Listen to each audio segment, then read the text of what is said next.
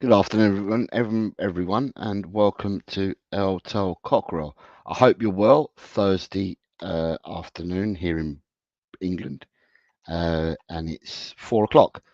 Um, and there is some news to give out to people. You just don't do a show for the sake of it. So there is some news. Sorry, I'm just typing up a banner because it appears that I'm on my own today.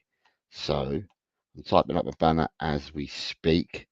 Um, or another banner with some other information. Um, and then I will welcome everybody into the show. How is everyone? I hope everyone's well. Um, let me see.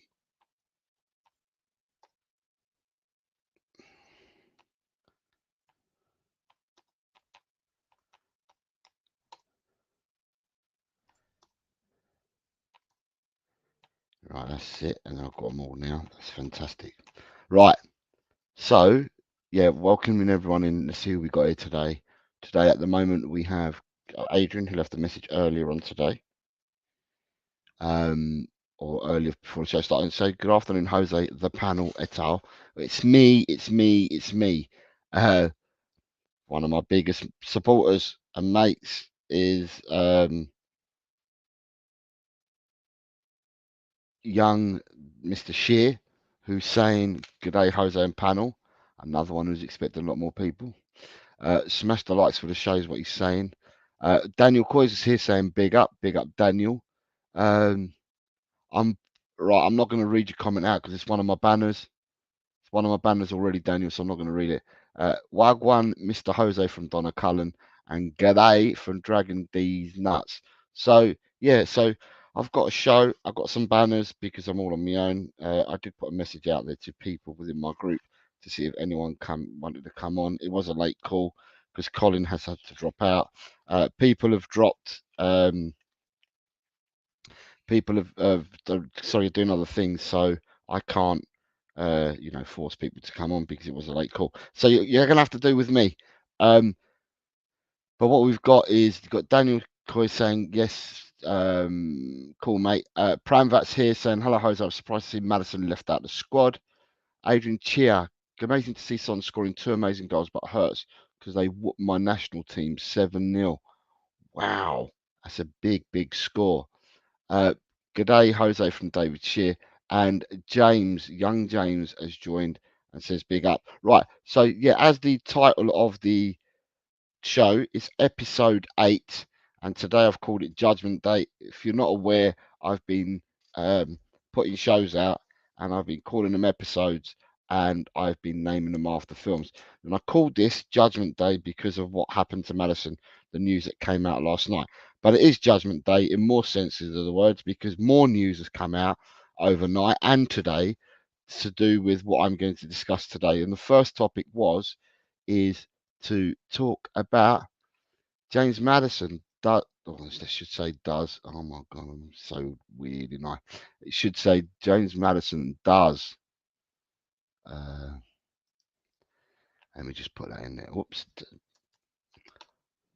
Right, there we go. Put the banner back up now. Now that I've had to spell it correctly, it says James Madison does not make the England squad. Now, obviously, I haven't got people to bounce off on the panel, so I will say to people in the chat and that it's no surprise to me. I have been saying this for a number of months now on shows that I don't think I thought that his place was in jeopardy because obviously he went to the 2022 World Cup finals in Qatar. He went there injured and didn't play in any of the group games, and he went there with an injury and he was still taken. So at the end of the day, he could have.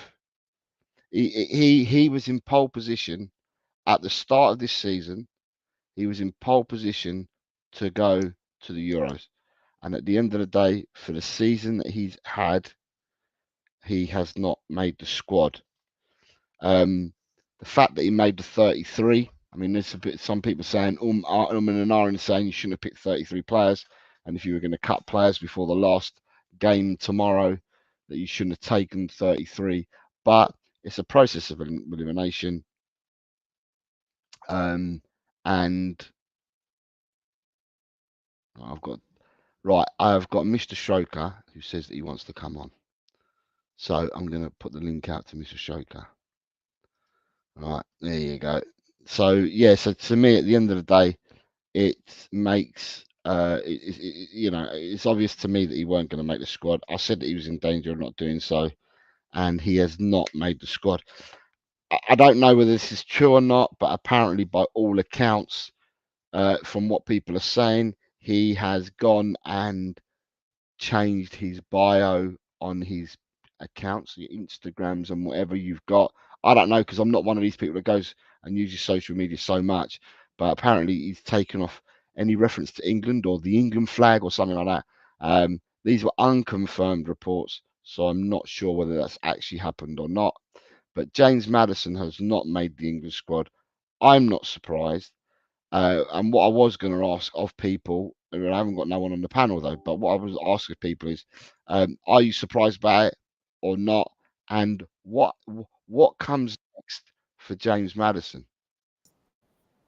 Adrian, hello. I don't know if you heard what I've just said there. He didn't make the squad. What comes next for James Maddison?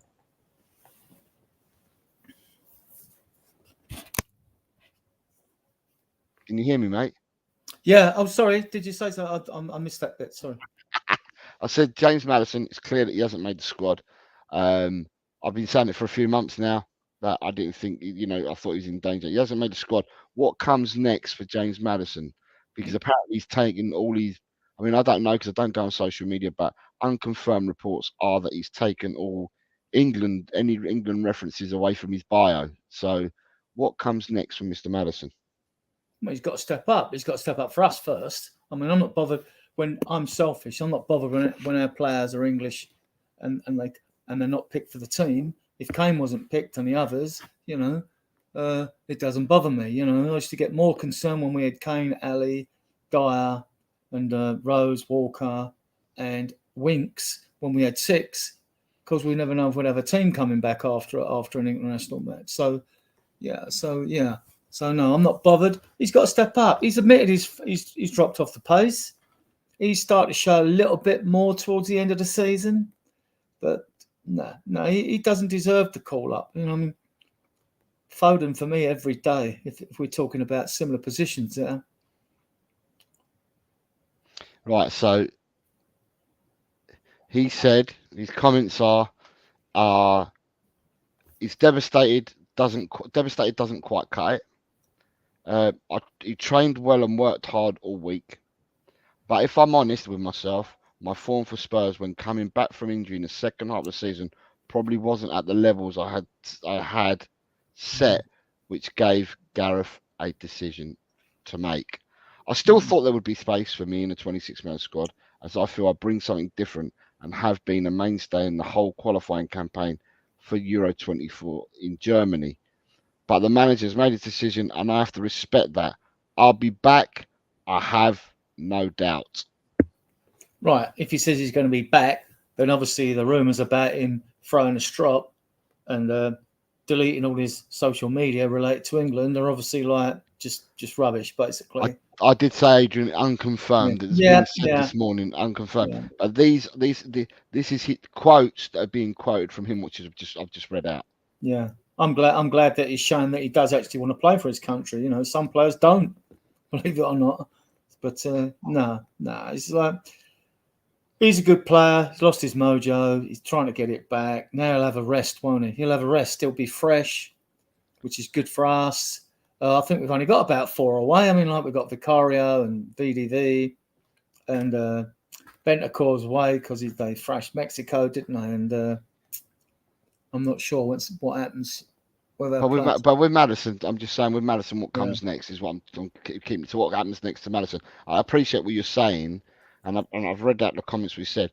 But for me, like you, it means he can take the break now, normal break. Yeah, he can do what the rest of us do, and mind you, I've got to still work. So in the majority, he does what the people does for football. For a footballer, he now gets a break. He can go on holiday. He can do whatever he wants to do. He can watch the England games by going to Germany or he can go on holiday with his family and watch the games, or he may choose not to watch the games. But he actually gets a break from football, so to speak, and then he comes back to pre-season with Tottenham, and he'll come back on the day that everybody else comes back. So there won't be a delay on him coming back because he's played tournament football, and therefore all his eggs and concentration will be with Tottenham, won't they? Yeah, and that's a plus for us. That's a big plus for us. So, yeah, I mean, we'll see. I mean, I don't know what the players are doing this season regarding holidays because of the tournaments. If they're not holidaying, and the remainder of the squad may just be staying behind it and training at Hotspur Way. I'm not sure. We know we've got a lot of pre-season games to play, which is good.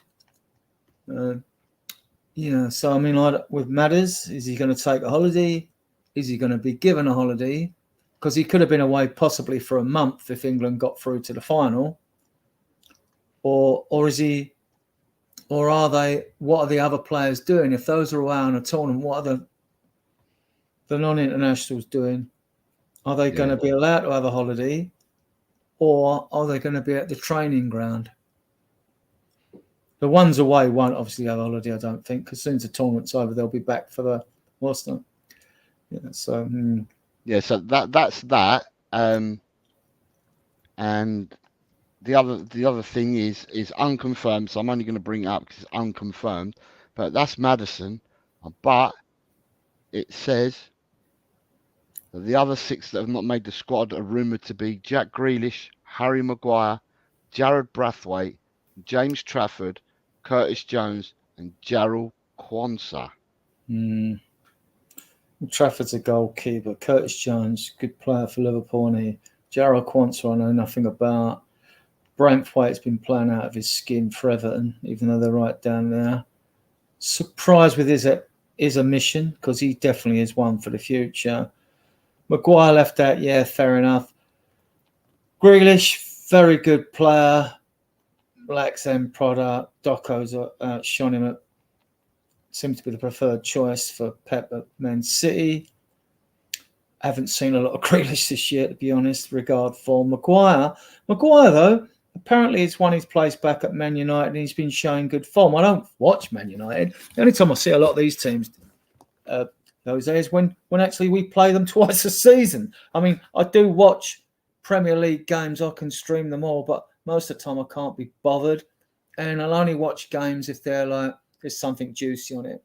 Like top 4 finish, top 3, second, first, or whatever. I might watch it then. And then I don't always watch them. I've got to be in the mood because my work around Spurs takes all my time up, really. It takes all my spare time up. So do you know who Jarrell Quansah is? No. Centre-half for Liverpool. No. He's the one that's been keeping Ibrahima Konate and Joel Matip out of the team, and Joe Gomez, because he's preferred Jarrell Quansah to play with Van Dijk for probably, from what I can see, for at least the last 10 games of the season, if not longer. So he's one of the youngsters coming. He's as tall as Van Dijk and that. He's a big old unit. He's a young lad, but a big old unit. And he's been playing out of his skin. And he's been keeping more seasoned players out of the side. Now, what I will say, and I'm not Gareth Southgate, but the fact that Maguire apparently is not made it because of injury, right? So that's why Maguire's not going. It's because of his injury, right? They're saying that he won't be healed in time, or he hasn't overcome his injury, so they're not going to risk him and not take him. But I'm quite surprised because you've got Jared Brathwaite and Jarrell Quansah. They've both been omitted, but he's taken Lewis Dunk. Now, Lewis Dunk is not a bad centre-half, but these two are far quicker than Lewis Dunk. Lewis Dunk, it's not as if Lewis Dunk is a seasoned England player. No. Lewis Dunk, I don't even know how many caps he's got, but he hasn't got 30 caps. So I thought, if anything, that Dunk would have been one of the ones that would have been in a perilous position. But I would have as well, actually, looking at what's left. Yeah, but he's taken them, not knowing about Quansah, I would have took Brathwaite. Yeah, so it's quite surprising. It looks like Southgate's been his usual conservative self and gone for experienced footballers rather than taking it, like a risk on the youth. Like, but Dunk is the Brighton captain. Dunk has played all season, so he's not. It's not as if he's going for people with experience. Dunk has played all season, so he's not taking someone that's out of form, so to speak, and stuff like that. Because Dunk's played well for his club, but I just think with the speed and stuff, Jared Brathwaite and Gerald Kwanzaa offer you a lot of speed as centre backs. They're good footballing centre backs. Even Gerald Kwanzaa is a really good footballing centre back. But and so is Lewis Dunk. Lewis Dunk on the ball, he's a composed centre off. But for speed, these two are far, far quicker than Lewis Dunk. So Ellie came up with a good point earlier. Why do we do this? Why do we have a squad of X amount? I don't know what the squad was. It 35 before it was reduced. What was it? What was the total number? Do you remember? I can't it was remember. 33, right? And then you're going to reduce it down. You're going to take 6 off. 7 off. 7 off, right? So you're going to go down to 26, yeah? Why not? Unless you're waiting over injuries, then you'd name a provisional. Why not just pick the 26 and not put these other players through it? I thought it was a good point by Ellie. I thought it was a very good point, actually. Pick the 26, right? If you've got a couple of years not sure about injuries, pick 24 and wait on the other 2 and say, look, 2 other places lane, we're waiting. But we do know that X and Y will be in the squad if they're fit, right? So then, and it can't be a long-term injury. I'm sick and tired of us going to tournaments when carrying injured players. You know what I mean? So yeah. So we wouldn't be having this discussion if it had been a 26-man squad, then would we? So no. So what I'm saying is, what they should, in hindsight, probably what should have been done. I mean, I'm not here to tell them what to do, but if you picked a 26-man provisional squad, and you picked a 4, 5, 6, 7 players and put them on standby, then they would have known straight away that they were on standby and this is the squad we're going for. If someone's then not fit or something happens with anyone in this provisional squad, then you know automatically you're getting someone from the standby list rather than having to go and do it. But anyway, they've done what they've done, and so that's the latest news. And people are saying with that, who we got here? We got. So when I started off with, I lost the chat. Where are we?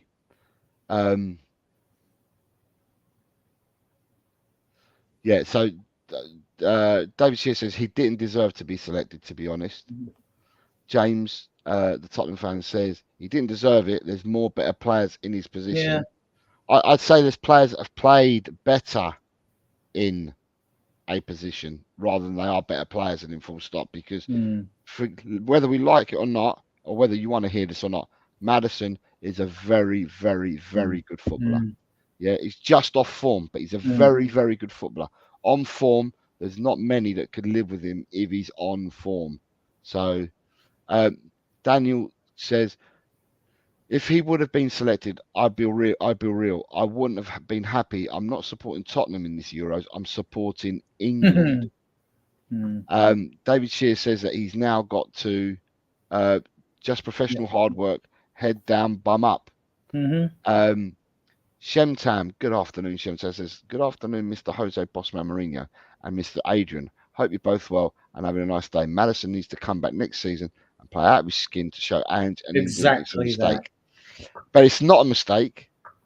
I will say it's not a mistake. He's not been on form. I mean, I've said this ages and ages ago in many shows that I felt someone like Palmer was outshining a lot of these players.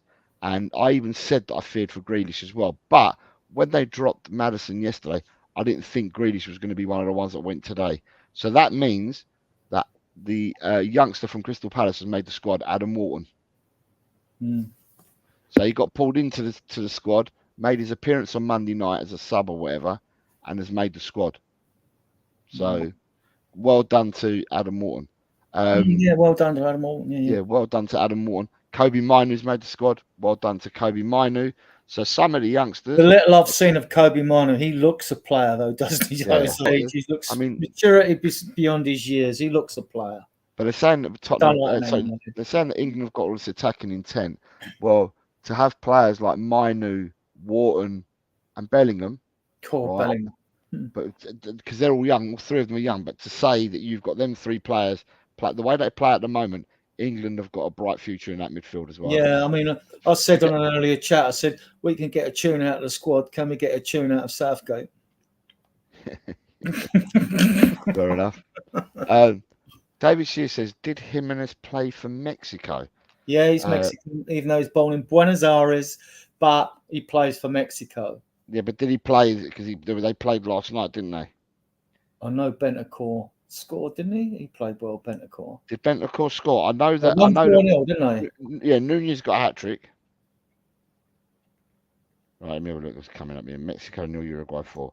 I know I think he had a good game, very good game. He got mentioned. Who am I looking for? us.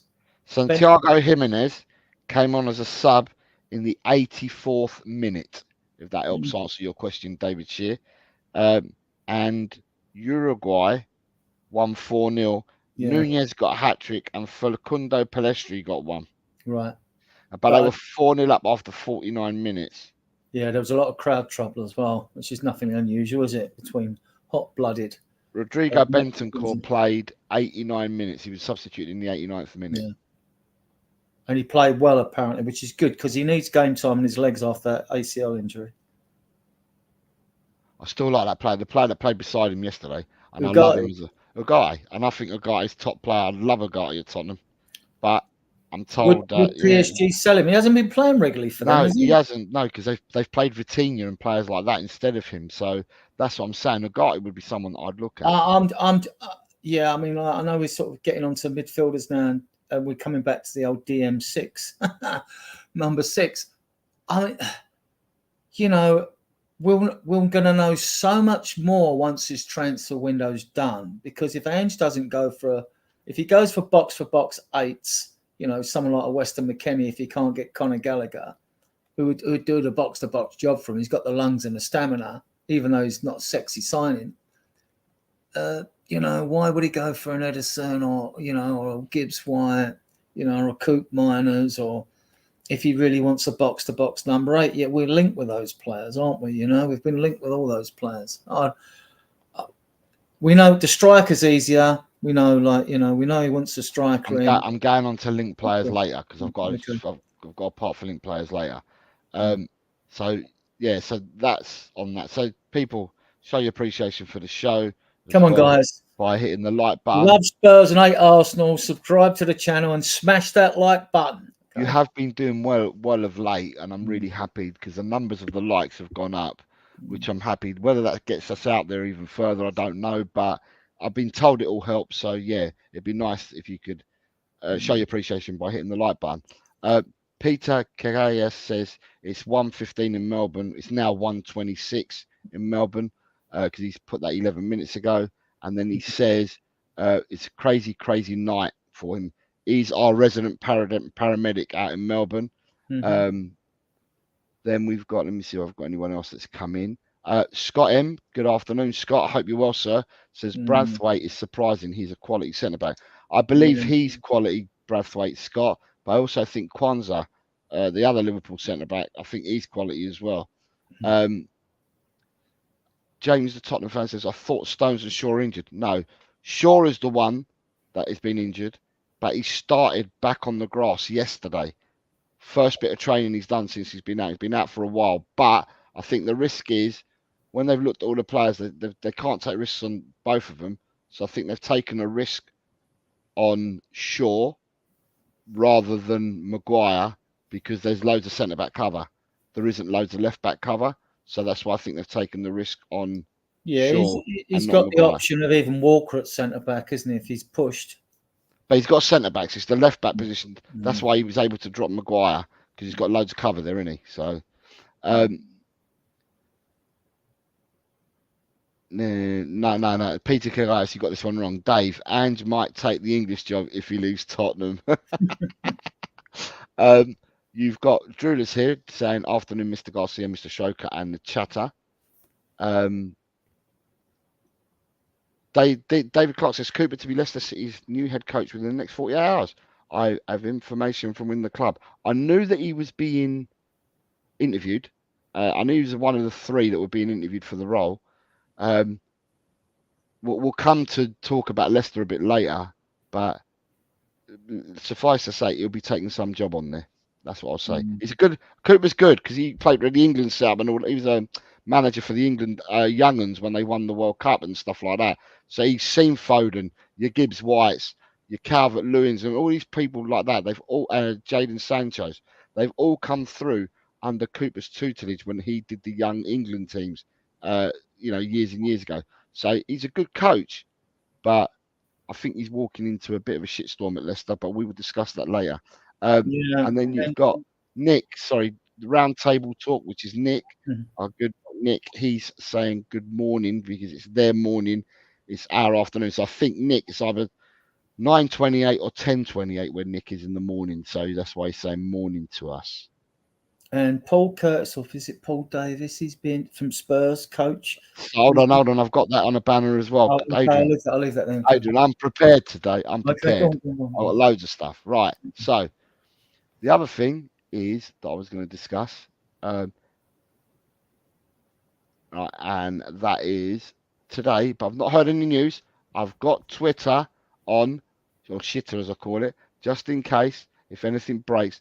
But today's Tottenham's AGM. I've not heard a dicky boo yet. No, so when I called the show Judgement Day was because of what happened to Maddison. But today we've got the AGM. I've not heard any all we news. can be certain of is that it will be a PR exercise, as they always are. It's going to be a PR exercise, and we're going to just have to read between the lines to see what we think is happening, because it will be PR, But nothing's come out as yet. That's why when I called the show Judgement Day, it's because of a number of things. Another thing about Judgement Day today was, we'll come back to Tottenham's AGM if anything breaks while we're on. Today, Judgement Day, VAR was rejected by 19-1. The only people that voted on rejecting VAR were Wolves. All other 19 Premierships teams voted in favour of VAR. With stipulations that 6 things would be looked at. So that's where we are with VAR. So today was Judgement Day on VAR, but it's not been passed. It was rejected by 19-1. Surprised about that, Adrian? No, I thought they would keep it. I'm not a big fan.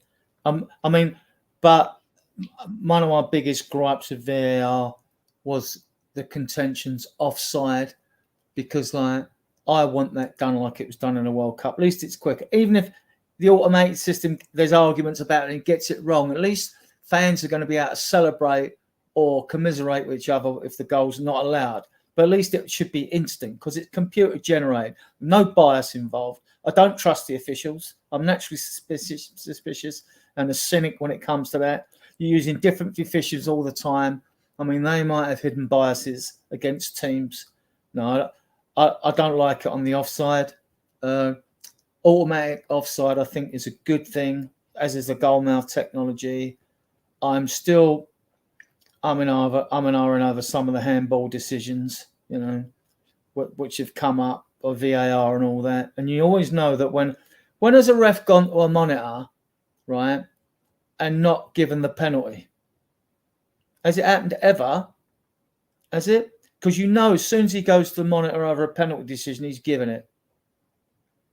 Isn't he? So what's the point of having if you were doing away with officials and you just said, I'd like you to look at that or look at that, and the ref made all the decisions, there'd be no comebacks on the referee's career. Well, that would be better, but I don't know. They're keeping it. The clubs have their reasons for wanting to keep it with 19-1 or whatever. That tells its own story, doesn't it? Yeah. Just I'm just going to go back a step. So the England squad, right, will end up being, the goalkeepers are Henderson, Pickford, Ramsdale. Defenders are Dunk, Gomez, Guehi, Konza, Shaw, Stones, Trippier, Walker. The midfield is Alexander-Arnold, Gallagher, Mainu, Rice, Wharton. And the forwards are Bellingham, Bowen, Eze, Foden, Gordon, Kane, Palmer, Saka, Tony, Watkins. Yeah, very happy with the midfield and the forwards. I suppose we all question the defence, don't we? We all question the defence. Who he's going to pick? Is he going to go with Shaw on one side and Walker on the other? That'd be fine if Shaw's fit. Then the two centre backs. I mean, who do you pick as your centre backs? Is like you don't know, do you? I mean, how many games has Gomez played this season to get his place in the squad? But no, Gomez has been playing, but Gomez is playing. He's been covering right and left back more than centre back. He's been covering Robertson and Alexander-Arnold because they've been out for periods of the season. So Gomez has been playing right. He's been playing more full back than centre half. Kwanzaa has kept them all away from centre half. He's been playing. He's been partnering. I've always liked Stones, so he'd be one of my centre. The other one was the other centre backs again. I'm really interested in England because until tournaments start, I'm not interested in friendlies and pre-qualifying. Bores of shit. I hate the international breaks, and I suppose a lot of Premier League fans do hate the international break, whereas clubs from lower divisions have got more reason to be more passionate with England. Right, so the next thing on my list, right, you were on the show earlier with Ellie when this broke. 6 Premier League clubs face having to sell players before the end of June to comply with profit and sustainability rules. Did you see this news break or not? No, I didn't, but it's more than 6. Well, no, they've confirmed 6. Do you know who the 6 are? Well, Wolves, Villa will definitely be 2 of them. Newcastle are 3, right?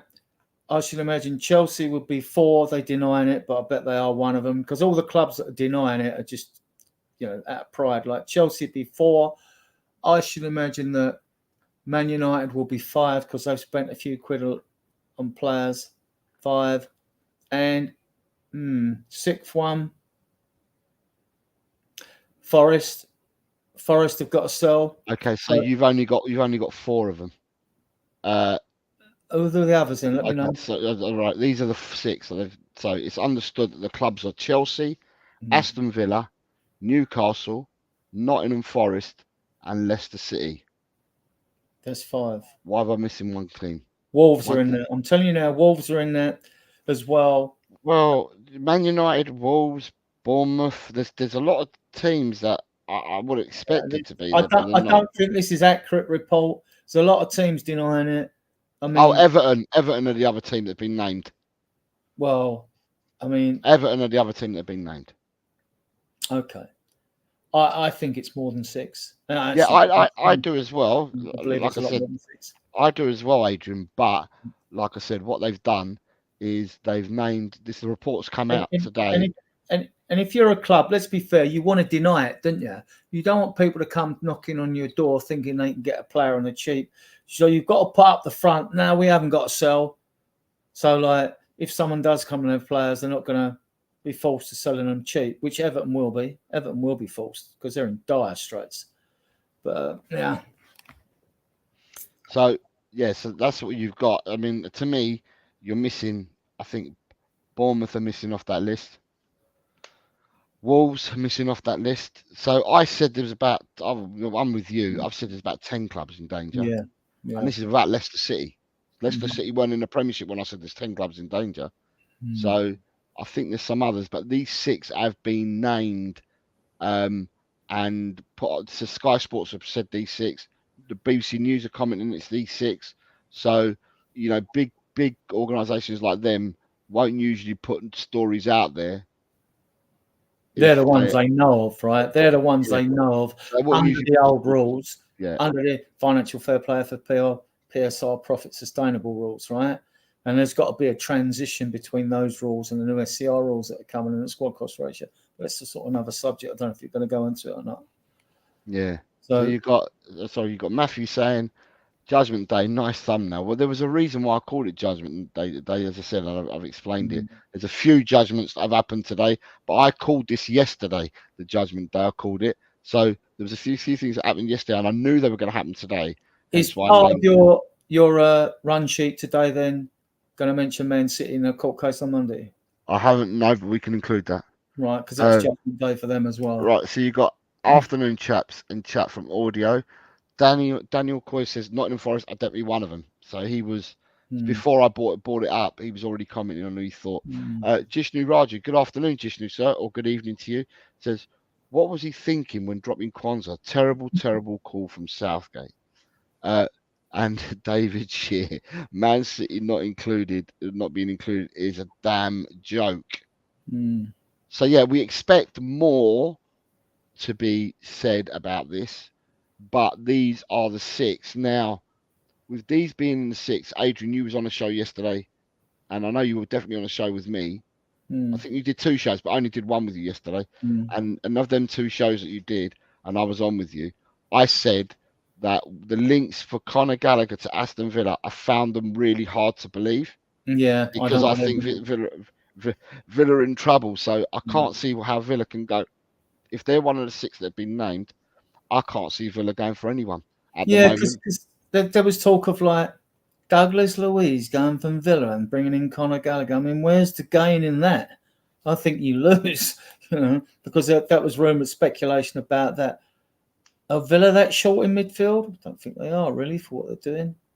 They got Kamara there. They got the boy. They got 2 really good youngsters in Kamara and Ramsey playing in midfield. Really good players.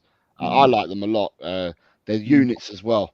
Kamara and Ramsey are 6 foot plus units, and they're really good, and they're playing in midfield. And they're getting Ross Barkley. Yeah, Ross Barkley apparently is rumoured to be going there on a free. Yeah, but they haven't announced that yet. But I heard that at the start of the week that was near enough done and dusted. And they can't even fit all their wingers in for their games as well. So yeah. But it's just, to me, it was just the links that were being put out with Gallagher to Villa, and I was like, I said it on the show with you yesterday.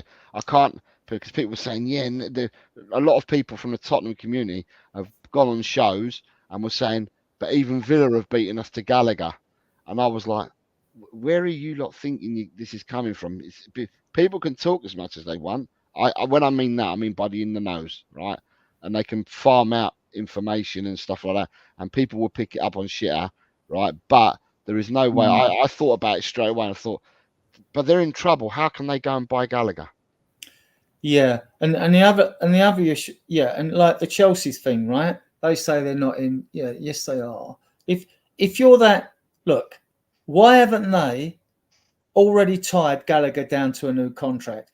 If they offer him one, fair enough. If it's lower than what he expects. If he wants parity with other players and they've said no, well, he's only got a year on his contract, Jose. He's got a year. So if you're thinking you're going to get more than, at max, I think he's worth 50 mil, but I think you could get him for 40, 45, to be honest. If you find out that Chelsea are desperate, it'd be worth the money, and he's a good footballer. He's just not a sexy signing, is he? There's nothing sexy about him. We get Eze, Marquis, sexy. We get Nico Williams, sexy. We get Danny Almo, sexy. But like him, and others we've been linked with, they're just not. And we need to bring, after signing Werner, we need to get a Marquis signing in a bit quick. So I haven't read this anywhere, but someone commented on a show this morning, saying that Tottenham spoke to Callum Hudson-Odoi and his representatives yesterday, and apparently the talks went really well. But that's not being reported on any of the. I can't see any traction on that on Shitter, but someone's made that comment. So that's four players at Forest we're linked with then: Gibbs-White, Hudson-Odoi, Murillo, and I've forgotten the other one. Morgan Gibbs-White. Morgan Gibbs-White. That's 4. We'll have to wait and see. We're going to be. We know when we go into league. Yes, I like Gibbs-White. I don't know too much about Murillo. Apparently, Brazilian, and he had a good season there or something or other. But I haven't pulled any videos up on him. I want to see a bit more concrete before I go and pull the scouting video. But from these teams, right? These 6 teams, Adrian. We can't. I'm not going to include any of the others that we think at the moment. I'm just going to say from these 6 teams.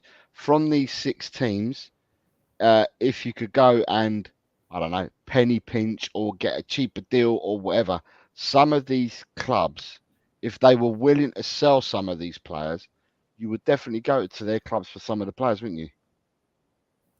Yeah, I mean, Chelsea, Conor Gallagher, Chalobah, right, can play right back. You could go for him because he can play right Forget back. about them two because we're linked to them two. I'm just saying, Right, if they were okay. prepared to sell players, Villa, we've been linked with Louise before, haven't we? Also, obviously, Ollie Watkins, but like he's not going nowhere. I mean, he's happy there. So you move up to Newcastle. They'll sell his set. Where the hell? This recent report, I don't know if you read the one. He said he's never felt better or had a better season in his life at Newcastle. The way he was effusing about Newcastle, he's not going nowhere. So who would you go for? Well, Gordon, obviously. There'll be a lot in for Guimaraes. There'll be a lot in for him. Adrian, are you talking about that player, the person that the Spurs fan base vilified last summer when we were linked with him, saying that he was absolutely crap, he's poo. Why would we go with someone like that? Unambitious, blah, blah, blah. I heard all the stories last summer, you know, and we can't go for Claire Balding. I heard it all. Last summer, right? And then he's gone out and he's absolutely raped the Premiership League all season. Yeah, he's very tricky, isn't he? And he will chip in with goals. I want. You know me and my front three. Our front three's been pants this season as a midfield, and I want. If we could bring in wide players in there, if they don't, not a goal scoring wide player, I don't want them. I don't care how tricky they are. I don't know what his goal stats are, Gordon. He's young though, so Isak's going nowhere. I think they'll probably offload Tonali after the gambling things. But didn't Tonali get hit with a further ban? So he's got hit with the FIFA UEFA ban or whatever they've given him. But haven't the Premiership also found him guilty as well? Which means he's been found guilty. But I don't know. I don't know whether he gets an extension and stuff like that. But you know, at the end of the day, when I'm looking here, Chelsea have got some players. I think if they were prepared to sell, right, you'd go and look at some Chelsea players. I think if Villa were prepared to sell, you'd circle Villa and look at some of their players. Likewise, I think you'd do it with Newcastle. With Everton, there are some players that you would sell. Yeah, you got a Nana, Branthwaite. He's been injured, but they got that fullback, brilliant fullback, Ferguson, right? Who's been injured. Yeah, who's been injured. So, and I can't remember his name. I think his name's Ferguson. Scotland international, young boy, plays right back, fullback, really, really good. But he's been injured all season. Is he a unit or is he a small guy? No, he's a unit. When I say he's a unit, he's got to be 6 foot minimum. I'll say he's approaching 6 foot. If he's 5'11", 6 foot. I do prefer a big fullback myself. Forest, like we said, 4 players. Leicester City, we were linked with Ndidi and the guy with the double. What's his name? Dewsbury Hall. Dewsbury Hall, is it? Yeah, Chelsea a bit. Well, if you believe shit, Chelsea are linked to him. Are they? Yeah, they lose Gallagher, they'll bring in Dewsbury Hall. That's what shit is saying. But at the end of the day, it's not. Chelsea don't have to lose one player; they have to lose a lot more than one player in order to conform.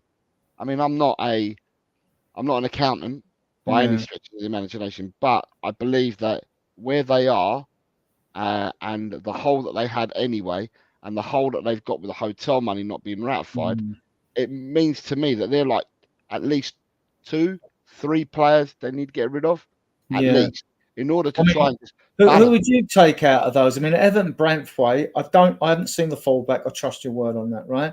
Branthwaite, I would take out of Everton. That Anana in midfield, if we can have a DM sort of type player. Forest, I would take Gibbs White. He's probably the only one. I haven't seen that. I haven't watched that Murillo much. I can't pass judgment on him. Regarding wingers, see when Leicester have got that young black guy that plays on the wing who's been tearing it up in the Championship. I can't remember his name, but Mavididi or something. I can't remember. But they've got a player that's been tearing it up. If you're talking the thing with the Hudson-Odoi, I mean, we may like him because he's homegrown, right? But the thing is, if you're talking 30 mil, which isn't a fortune, Spurs can well afford it.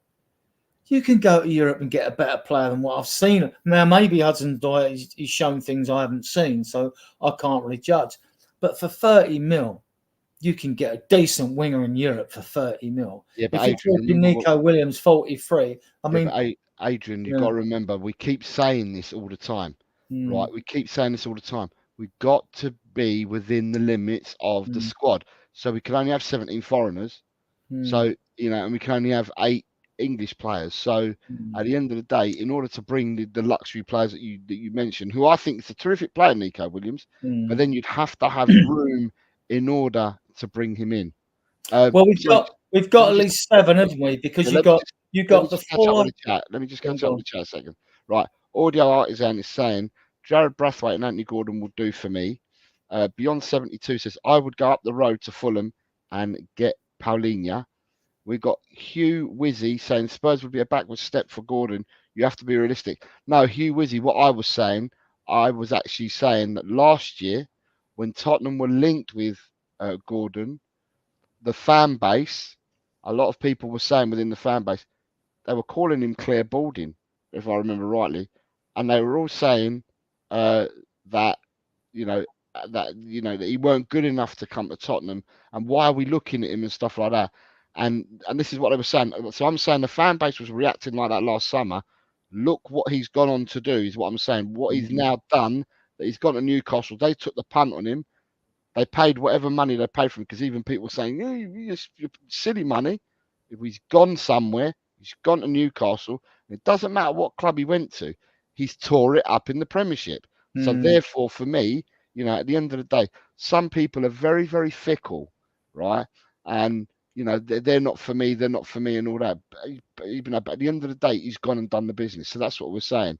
DC is saying if Spurs are in the situation, if having to go to, I think he's saying if having to go to clubs are in trouble, like a bad pawn shop, it doesn't bode well for us to win trophies. What I will say with that, David, is that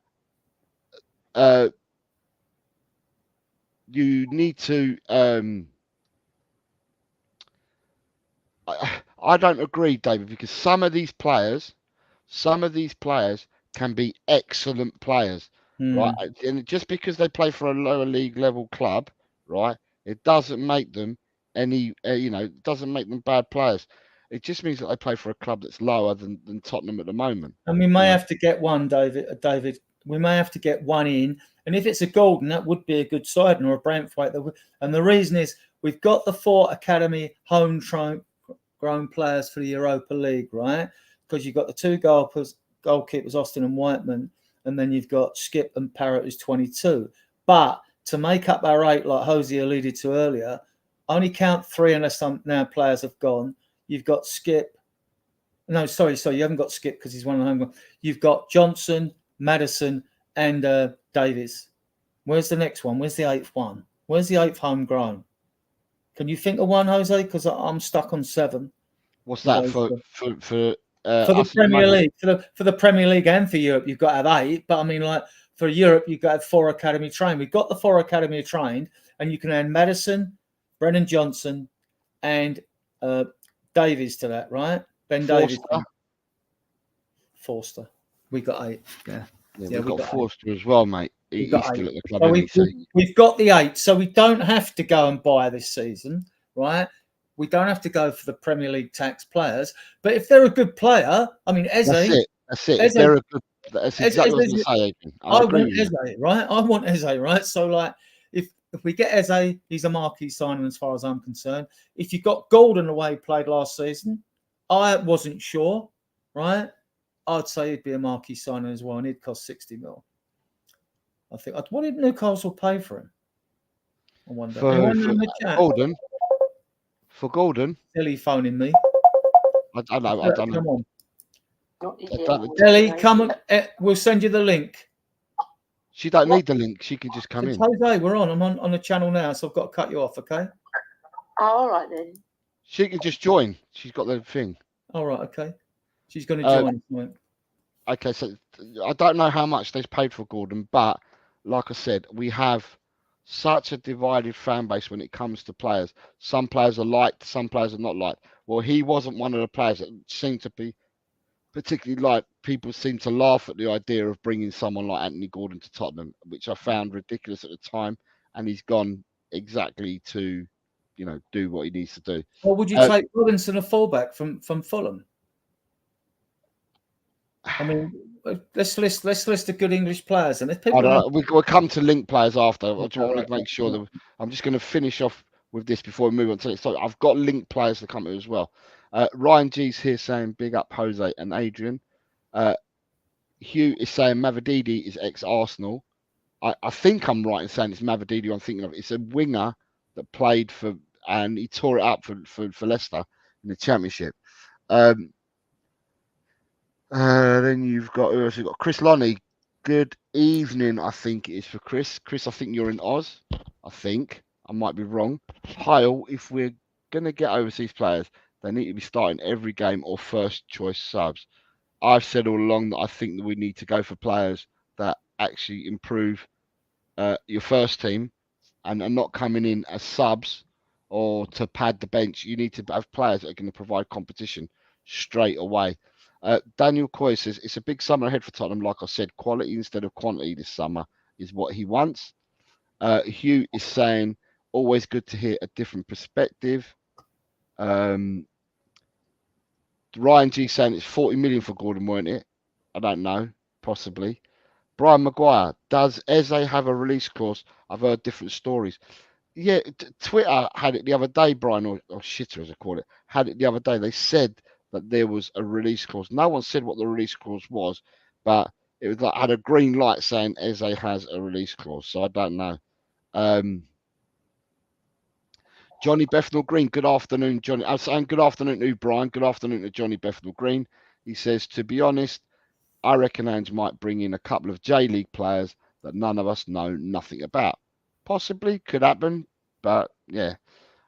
Ryan G says that he's heard that it's between 60 to 70 million, but he's not sure. Hugh says, yeah, Mavididi plays for Leicester now, but he's an Arsenal Academy product. So what I'm saying, Hugh, is am I thinking of the right player? So Mavididi is not something I've made up. He is a player that plays out wide for Leicester, or played last season for Leicester, who absolutely tore it up. And that's what I'm thinking. Palace, David Clark says, Palace have stated that they are willing to sell 1 out of 3 players that they have listed. One of is Eze. Levy will piss about too long, waiting to get the price down. Then the club will come in for Eze. Look who we got. We got the Queen. Hello, the Queen. Hello, Your Majesty. Hello. Your Majesty. I've got my dressing gown on because it's freezing in here. I've put my 4 under the stairs in the cupboard. No, So Ryan G says that young lad ironing his stuff for tomorrow because he's going to Spain for my future son-in-law's stag. So I'm losing my husband for 3 days. Yes. Ryan G says, "Oh, sorry." Go on. We're going through the chat, Ellie. Okay? Give us a second. Bear with us. Yeah, I'm just telling you about my husband. He's very excited to get away from the women. And it's right. Sorry, Are you going through the chat? Ryan G says the young lad Namweri looks like up and coming player for Arsenal. So yeah, Namweri is the under 17s chap, the youngest player to play for Arsenal. He wore the 10th last season. Yeah, so it's him. So he's a 10, and Mikey Moore wore the 11. Okay. Then you've got David Shear says Ange has contacts in the J League, Harry Kuehl and Muscat as well. Rooty 2, good afternoon. Rooty 2 says big up all. It's going to be the usual window. Drop exciting names, but buy the bargain players. And Chris Lonnie says, Chris Lonnie's in Rockingham, West Australia, 650 kilometres north of David Cobber's Shear. Well, Chris, you're more than welcome here. We're happy to have all the Australian folk that follow us on this show, and we have quite a few of you, and you are very, very, very good people for the community. So Chris, David Shear, you got Peter Kegayas, you got Norman Lamont. I mean, you got Angelo Tyro. The list goes on and on. There's loads. I like Angelo Tyro. Yeah, I like them all, but Angelo's really nice. He loads makes of you. Really nice. They're all Loads of you, lovely. really good people. All of them. David Shear. Who's the other one that comes from Australia? There's another person. Cobber, my husband said. Cobber. No, there's another one, but I can't think of it. Anyway, where are you on the actual show? Are you just doing the chat at the moment? No, I've just caught up with the chat. Okay. We're doing it by couldn't banners. I So couldn't catch up with my chat today, Jose. I'm really sorry. I was trying to catch up for you, but every time I went forward for you, you kept going back on it. So I just No, gave 'cause up in the I end. wanted to catch up with the back ones because I Yeah, but missed them all. Yeah, but you was an hour and 20 minutes behind. There was a lot you had to catch up with in an hour and 20 minutes. I And I wasn't just going thought, to catch up. you're never going to catch up. So I tried to No. bring it forward before you, and every time I brought it forward, you kept going back again. So I just gave up. I thought I'm not going to bother helping her because she's going backwards with it. So Yeah. what we talked about was James Maddison not making England, Yeah. the England squad, because that's why I called it Judgment Day, because of that last night. Then we knew that Tottenham's AGM was happening today, right? Yeah. But nothing has come out from the AGM yet, so I can't speak about the AGM. The other 6 players, so what we've talked about is Maddison. The other 6 players rumoured not to be in the squad are Jack Grealish, Harry Maguire, Jared Brathwaite, James Trafford, Curtis Jones, and Gerald Kwanzaa. They're all rumoured not to be going either to the Euros. Then we talked about VAR today was rejected in the Premiership AGM, was rejected by 19 votes to 1 on getting rid of VAR. The only people that supported the VAR rejection was Wolves. All the other 19 clubs voted for it to stay in with stipulations. There's 6 stipulations that have been left in there. So 6 improvements that can be done to it. I didn't bother writing down all the improvements. I'm really surprised at that figure because all those managers who were moaning about VAR and they voted to keep it. What is wrong with them? I don't want to call them stupid, but I would call them it's idiotic to keep VAR. It spoils the game, slows it down, makes You don't know players what was discussed. injured. You got to look at what these other 6 things which Jose hasn't mentioned. Maybe one of them is the automated offside. I don't know. I'd have to hear that. I mean, because yeah, I mean. Yeah, so there were 6 different things that were discussed about. So that was that. Then we talked about the breaking news today. It broke. Although I already had the name for the show as Judgment Day, it broke while you were on your stream earlier, Ellie. Yeah. There's 6 Premier League clubs. They've named 6 Premier League clubs. Now, you haven't seen this news, have you? No. Okay. If I said to you who the 6 clubs are, right, what 6 would you give me? For what, though? 6 clubs for what? 6 Premiership, like it says on the screen, 6 Premier League clubs sorry. face having to sell players before the end of June to comply with PSR rules. I would say Chelsea. Yeah, that's 1. Aston Villa. 2. Hold on. West Ham. No, not West Ham. They don't have to sell. Go on, Theo. I love it. Theo's getting involved. Yeah, he is. Let me think. Newcastle. Yeah.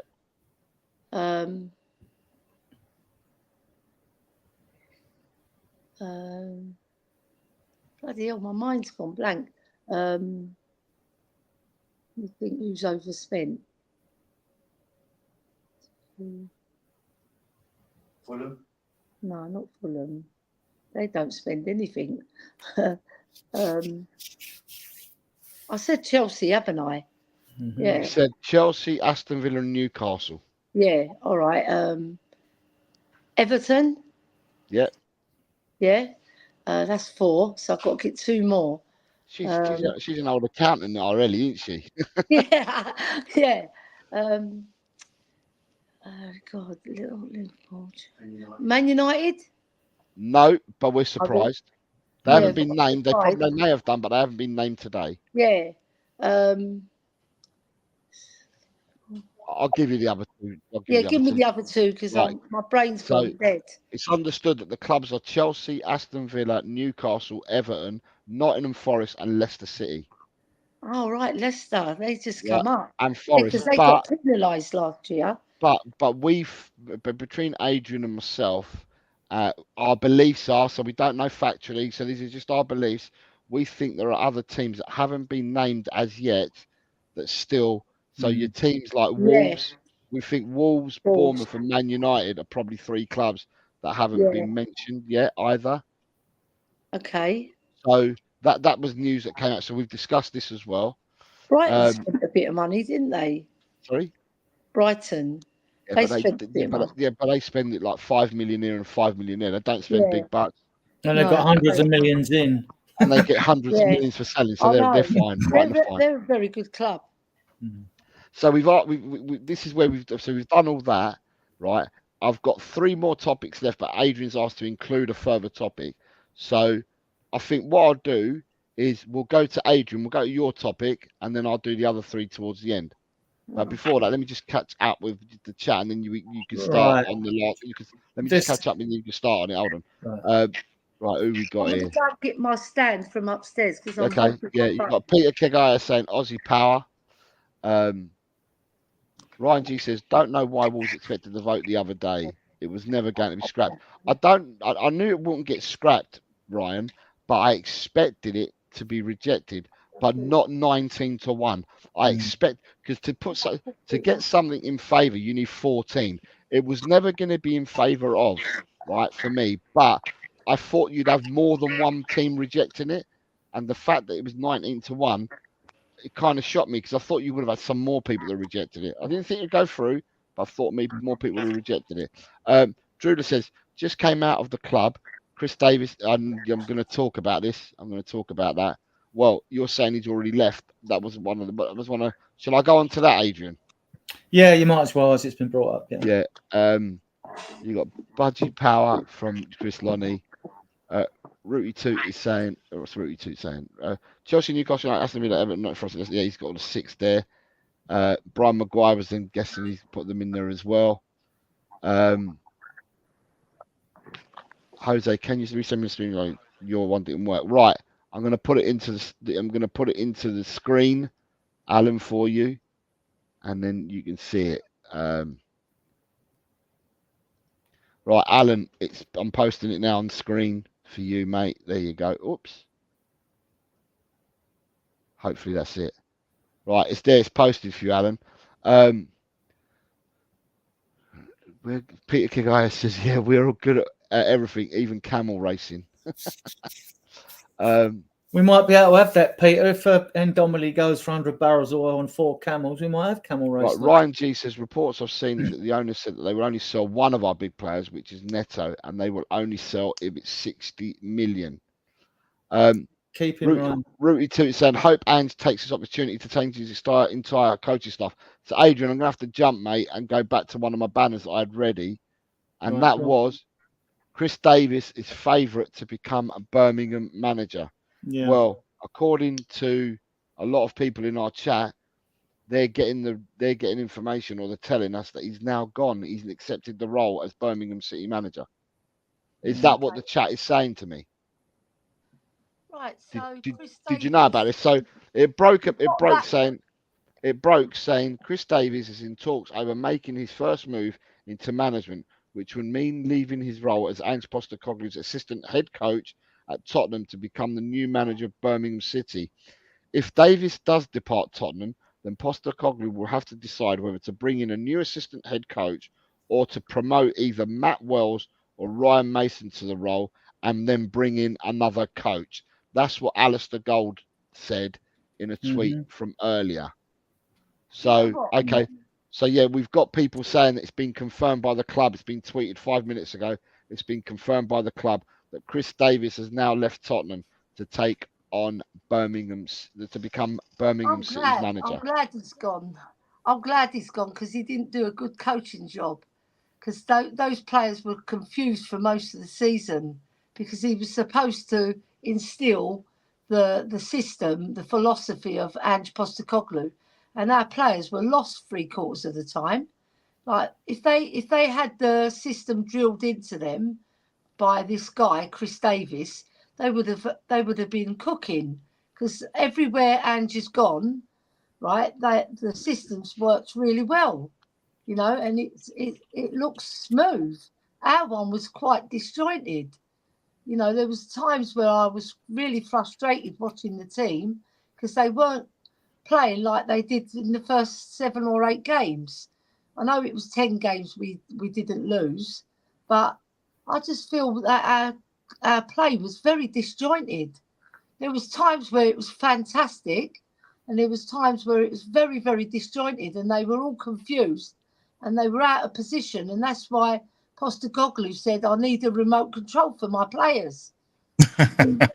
he was frustrated as well. And the last few games, you saw him; he lost his temper, especially against Chelsea. Thing with Davis, though, he wasn't with Ange. He wasn't with Ange before, was he?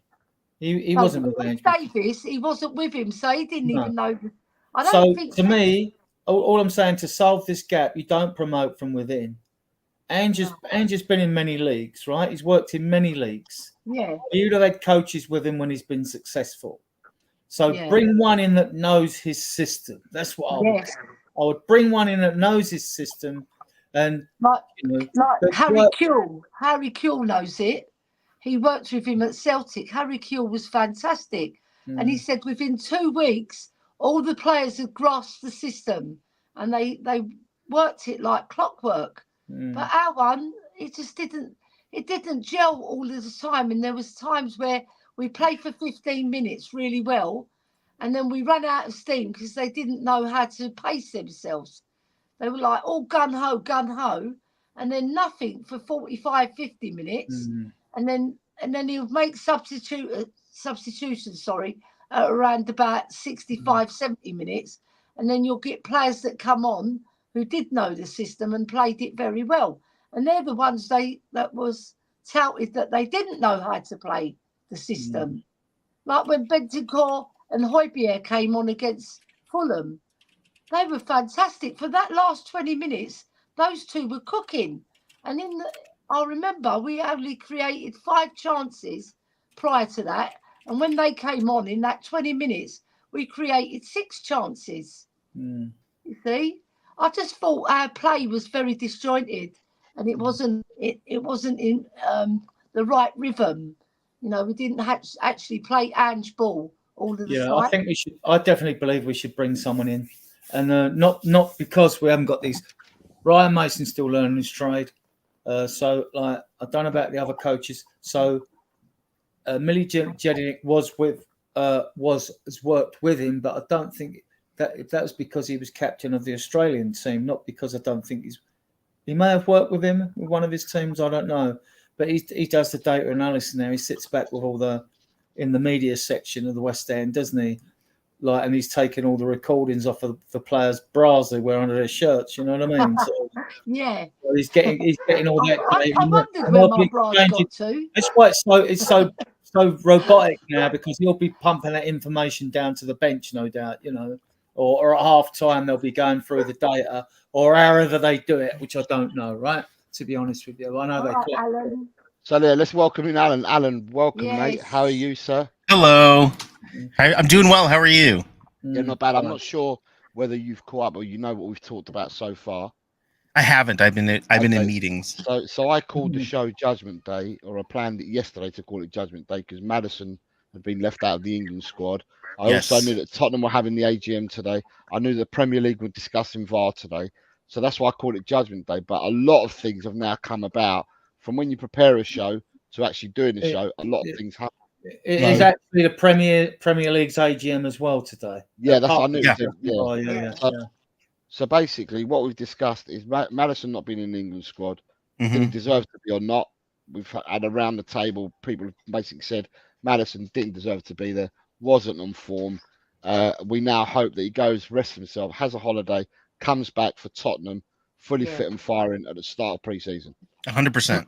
And like, you look at it, just a second, we've got the D-Day celebrations on the 6th of June. The Premier have had their AGM. Are we cynical and think that Levy picked this day, especially to have the Spurs AGM as well? Because you know you're going to get feed of all those 3 stories are going to cover tomorrow and for the next 3 days. The stories usually. So he's out. He's out, and then it's here.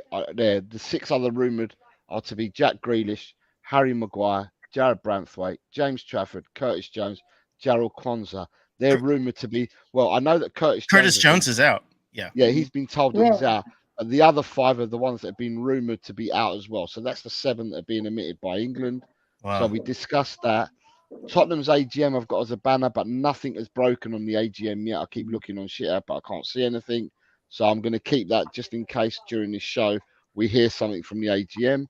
VAR rejected. VAR has been rejected overwhelmingly by 19-1 of getting rid of it. The only team that Well, it was asked for it to get rid of it was Wolves. I'm just surprised that not many more people said no. I didn't think it would pass as a motion, but I'm surprised it was 19-1. So we've discussed this as well. Then news broke this afternoon that 6 Premier League clubs are having to face or sell players before the end of June to comply with PSR. This has been put on the Sky Sports news website and in BBC. So therefore, these two big giants wouldn't put news out there if it wasn't true. And the 6 teams that they're mentioning are Chelsea, Villa, Newcastle, Everton, Forest, and Leicester. Adrian and myself, and probably Ellie as well, are of the popular belief that we believe there's other clubs that have not been mentioned there that possibly should be. And we're thinking along the lines of Man United, Bournemouth, and Wolves. Arsenal probably haven't broken rules, but they can't go out and buy players. Yeah, right. Is where they probably are. So we've discussed that, and now we were on to Chris Davies.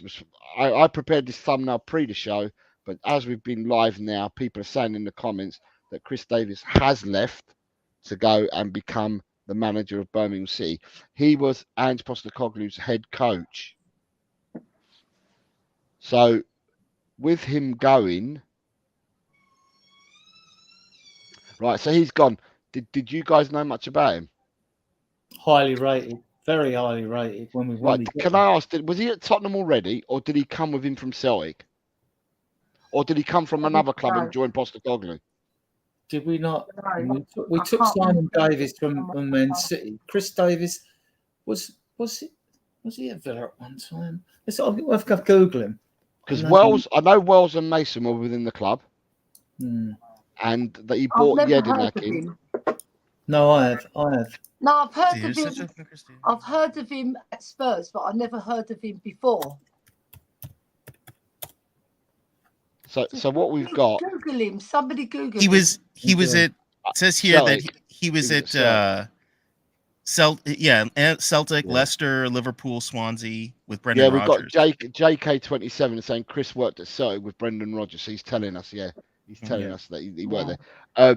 So therefore, he's now gone. But the tweet says, I just read out the tweet. The tweet says, this tweet was about two hours ago. So it's pre him joining Birmingham. It just said, Chris Davies is in talks over making his first move into management, which would mean leaving his role as Ange Postecoglou's assistant head coach at Tottenham to become the new manager of Birmingham City. If Davies does depart Tottenham, then Postecoglou will have to decide whether to bring in a new assistant head coach or promote either Matt Wells or Ryan Mason to the role and then bring in another coach. So that's where we are with it at the moment. But he was with Rodgers at Leicester, Swansea, Liverpool, and Celtic. That tells you everything you need to know. So, then we've got Eugene's here saying big up everyone, and Eugene reckons Mason's shoe in to be the assistant manager. David Shear is hoping it's Kennedy comes from Celtic, who we couldn't bring last season. Yeah, we couldn't bring Kennedy last season, but he's hoping it's Kennedy from Celtic. Rooty Toot is saying, and I'm going to ask you the panel, but Rooty Toot says, oh God, if Ryan gets the promotion, we're doomed. Brian Maguire says he should go for Kennedy at Celtic. And then you've got JK27 says, and said inside and outside, when the flags started flying about set pieces, he saw Chris wobble. Muskie will come in now. And for those that don't understand what that means, he says Harry Kuehl took Muskie's job in Japan. Muskie, who's Kevin Muscat, has been on a break and was Ange's right-hand man before. Yeah. Then JK27 says, Ange worked with Kevin Muscat all over. But when Ange came to Celtic, Muskie took over Now Harry Kewell is out there. So the ideal replacement is Kevin Muscat coming in as his right-hand man. And he's then saying to us that Chris worked for Celtic with Brendan Rodgers. Brendan and Chris had Chris with him at Leicester too. Yeah. And then he also says, it's quite interesting because I'm not seeing JK27. He's got a lot to say. And we like this, with people with comments. Last year when Brendan was leaving Leicester City, Chris wanted to stay in England with family. Hence the switch. John Kennedy at Celtic also worked with Chris and gave Ange the go-ahead. So there's a lot of people that are saying here Kevin Muscat, but there's people that are going for John Kennedy as well. And I'm trying to see if there's any more comments here from people. No, I've got that. And I've started a question from Jessica. So Jessica, we will come to your question. So I'll start with you, Alan, because Sure. you've not had a chance to speak yet. What would you do? What do you think Postecoglou will do with now that he's lost his assistant head coach? I think just as with players, if whoever Ange wants is who they should get. If he wants someone from his past, he didn't seem that keen to have people come from Celtic, right? In the beginning, he was fine with having a whole new staff when he arrived. But I would hope maybe after this first season, now that he's got a bit more established, he draws from his past. Maybe for someone from Celtic, maybe someone from Japan, even wherever he was, just with him that understands what he's looking for. I think that was, I think Ellie kind of pointed that out before. The players looked confused, and I think that's probably because Ange can't be everywhere dictating what needs to be done, and I don't know that all the coaches truly understand what Ange is looking for either. So. Yeah. Someone that's got more experience with Ange seems to be most important. And then whoever that may be, as long as Ange wants them, then that's all I care about. Yeah. Hey, Ellie, what are your thoughts? Yeah, I would reiterate that from Alan, and also because he was at Celtic and he had a very good affiliation, I'm sure that he would have said to them, I won't poach anybody from Celtic until, they give the go-ahead. So I'm hoping that they give the go-ahead and he probably gets that Kevin Muscat or Harry Kewell. Either way, I saw the documentary when he was training with Harry Kewell, and it was such a brilliant understanding. And Harry Kewell was on point with everything that Ange wanted. And he would listen to him intently. And then Ange would stand there and just parade like he does on the touchline. He's just looking and he's learning which players are going to cut the mustard in his team, because in training you find out a lot, right? So I'm just hoping that he can pull that one out of the bag and smooth it over with Celtic to poach one of their men who helped him win the treble. I know some people poo-poo it, but to win a treble in any country is a good feat. Because you're still playing 11 men against 11, and he achieved so many things in his football career. And I hope that he has a very successful career with us as well. Well, Harry Kewell is coach at the moment where he was coach with Ange at Yokohama F. Marinos. That's in 31st of December 2023. Nice flight to Japan then. Right, so he's probably on more money there than he'd get as a coach here. I don't know. It's probably why our coach is gone, because he'll get more money at Birmingham, obviously. Yeah. So what are your thoughts, Adrian? Does he bring someone in from his past? Because we've got people here saying he's hit the nail on the head. Get Harry Kewell. In the hype says Peter Klamakowski was also Ange's assistant coach, but you've got JK27 who says that now there's no chance Steady John Kennedy is part of the Celtic boots room, and you won't get him, guys. Daniel Coyce says Muscat would still want to be a manager, so won't come as a number 2. So it's interesting because it's someone that we don't normally talk about. The news is broken, and all of a sudden we're having a round-the-table conversation about someone that we don't normally talk about. So, it's interesting. Pay Kewell the money. I mean, he's in Japan. They're not cheapskates. He'll be on good money at that club. He's been there before as a second second in charge to Postecoglou. So if I was going out for someone, I'd go out for Harry Cole. I think it's a good call, Bailey. Very good call. Maybe you could bring Pochettino as his coach. That would be interesting, wouldn't it, lads? If he wants to get a demotion and work under Postecoglou, So that would be really funny. I haven't put it up at the moment, right? But the next thing I'm going to talk about is Adrian has stepped in and wanted to say something around Manchester City about the charges for next week or whatever. So go on, and Adrian, over you can lead the conversation. Well, I'm just going to do something, so I'll leave it with you three for a second. See what the chat think. Man City have tried a preemptive strike. They're taking the Premier League to court, and the court case starts Monday, apparently. How long it'll drag on, I don't know.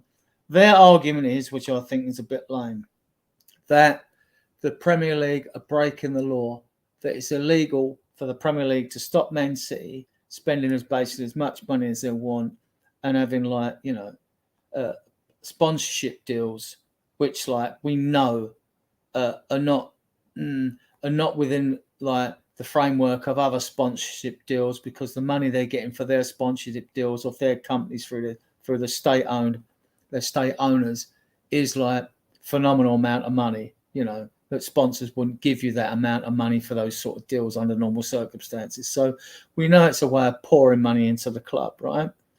They're saying they should be able to have any money they want. They're saying it's illegal what the Premiership does, that the rules are illegal and that they're breaking the law. My take on this is quite simple. When you join a club or you download a bit of software from the internet, it says, do you agree with the agreement before you get this free bit of software? Otherwise, you don't get the software, right? Mm-hmm. So to me, my argument is, and I don't think logically, thinking in a linear way, that lateral thinking that Man City are going to win this case, because you agree to join a club, you agree to abide by the rules. If you don't want to abide the rules, leave. Simple, leave. So I'm not a lawyer, right? I did study law though. I'm not a lawyer, but I mean, like, I don't see Man City. I think it's an act of desperation. I don't see Man City winning. I think they're trying to get a preemptive strike and perhaps hopefully try and put the Premier League somewhere on the back foot before they face their 115 charges, which they will face this November. It is November they face the charges, you know. So I don't know what the panel think or what the chat think. Personally, I don't. Point is, if the worst case scenario is if Man City were to win, then that's the Premier League virtually done. Yeah, because they're broken. Then they're broken. If it means you can't have rules, you are broken. So we can't have that scenario anyway. So, like, the Premier League would have to start all over. I mean, that would, like, you know, it's going to open up a whole can of worms, like, you know. Well, yeah, I agree with you. I think we're talking greater good, and if Man City were to succeed in that path where they said that the laws, whatever laws, the Premier League laws, I guess, were broken. Is that what they're saying? Yeah, the rules. They're rules saying the rules are illegal. They're illegal, right? Got it. But I guess the problem is, if it would be okay to just spend as much as you want, depending on who the owner is, then it really is just pay to win. Yeah. And there's no fun in that anymore. There's just a team that will just buy everyone, and that's good, and win. And it destroys the game. As you were saying, you almost have to restart everything with the rules so to make it so that they can't do that. And I think the greater good. Yeah, you know about American sports. I don't. They agree to salary caps. They agree. They don't have a transfer system like we have. I mean, like, has anyone ever took their associations to court over their rules? Yeah, I mean, no, not for that. Not for those things. And the players have unions. Well, I don't think the players have unions in England, right? You've got the PFA, you have got the Professional Footballers Association, which look after players' welfare and their rights, blah blah blah, and all that. So there is the PFA, yeah. Okay. I know the players' unions tend to be, when it comes to salary caps and stuff, they sometimes can kind of get bristly about it, but generally speaking, no. and there really is a no, there isn't a pay to win. Everyone's pretty much on an even playing field here in America. And I guess that it would be so sad if Manchester City could set that precedent where they can just pay to win. Yeah. Which is really what they did. And it's the same thing. I mean, like what you're saying with salaries and things like that.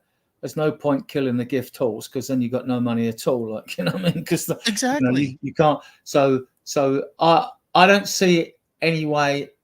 See, we had this before. We had sort of similar thing with Nottingham Forest and others trying to plead their case in Everton and mitigating circumstances and all that. And in the end, the Court of Arbitration went like, look, these are desperate acts. This is like, no, what you're saying is lame. You're squirming and trying to worm your way out of a situation, but no, you're in the wrong. You'll be punished accordingly. And there is a scale for that. So like accordingly, both them clubs weren't relegated or nothing like that. So yeah, I mean, like with the City case, it's frustrating because what's frustrating about these things is the length of time it takes. I mean, like if you add Chelsea into the mix, they haven't even been charged yet. The 70 mil sale of the hotel hasn't been ratified by the Premier League, and also the Premier League got the threat of the independent watchdog watching over them because they're going to want to look to acting tough.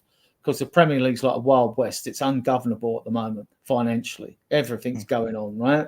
So you got that. And then, I mean, there was a Guardian article about one of the executives at Chelsea being paid millions, it was, to help finance buying a house. Yep. There's rumours about the Willian transfer, how he was paid. There's rumours about with Chelsea offshore companies that Abramovich had pumping money into the club, the same as what Man City's done. But with Chelsea, you see, once you submit a full set of accounts, straight away that's fraud. Yeah, that's fraud. So that can be a criminal offence. It doesn't usually get pushed too far, but then a taxman comes sniffing around and say, "Look, you've been done for this. We want our cut, right? We want what we should have been duly paid and it hasn't been paid because you've acted unlawfully." So normally they set that out. It's usually settled with money being paid to people and it all gets blown over. But I think Chelsea are in a far worse situation than Man City. But yeah, that's just my opinion. I'm just if half this speculation is true, the Man City situation, it tells you a lot, doesn't it? You can read between the lines. Man City are taking the Premier League to court. Why? Because they know in the present situation they're going to get done. Why would you do it? Why take the Premier League to court? It's an act of desperation because they're hoping, they know the charges they're facing, right? They know. So they're hoping like in some way, or we all hate it when we know someone's caught bank to rights and they get off on a technicality, So we hope that doesn't come into play. But I think they know they're done. And actually, I think they're in danger of being relegated, personally.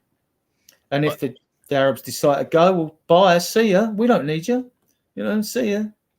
The Premier League will survive without any team threatening to quit and join a Super League and things like that. So, yeah. So that's just sort of my rough take on it. I guess, and I'm not necessarily advocating for a salary cap, just there's obviously a precedent that's going to be set here.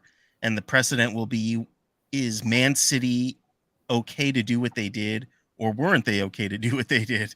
And then whatever the answer is, I think that the teams that can afford it will most likely copy it they should, if they're smart, they'd copy it to the letter, right? Because it obviously works. Then they're not going to get punished, are they?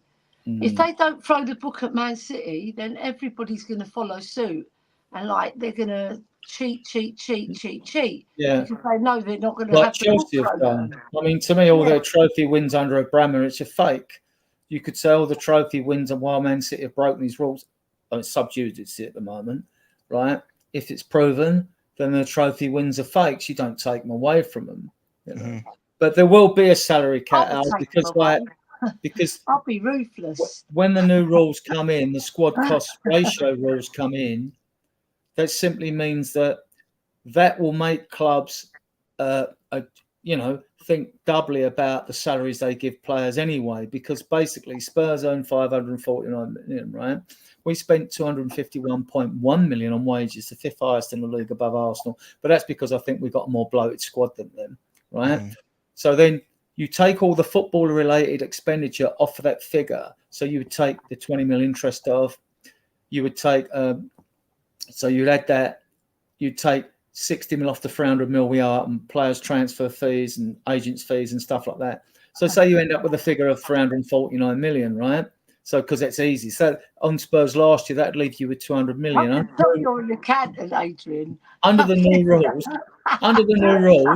You're not we're going in Europe. Under the new figures rules, coming out your Premier League ears. rules, it doesn't matter. You take 85% off that figure. That means you could spend 170 million. Under rules in Europe, it's 80%. It's going to go down to 70 because we're going to come in line with Europe. We're going to follow their model, right? So within that figure of spending 160 million, you know, you've also got to be thinking about how much you're paying players as well. I just think it will stabilise the market because the market's gone through a period of deflation due to COVID, right? People lost all the clubs in Europe lost all them gate receipts for nearly 1.5, 2 years, whatever it is, right? And therefore you've seen the prices of players drop. So, you know, a 60 million pound player has become a 50 or even a 40 million pound player or whatever I'm priced up, like, you know. So I actually think it's not a bad thing. They'll like we'll have a more stable market. There'll be less. There won't be a rare Galactico signing of 100 mil. That will be rare, you know. So I think the new rules are a good thing. They'll guarantee clubs are sustainable, and you can't have, because each year what you got your revenue and you got your expenditure, and the money left over is a percentage of that what you're allowed to spend. So stop rogue ogres coming in, because although we only have one club go bust, which I think it's Bury in a lower division, right?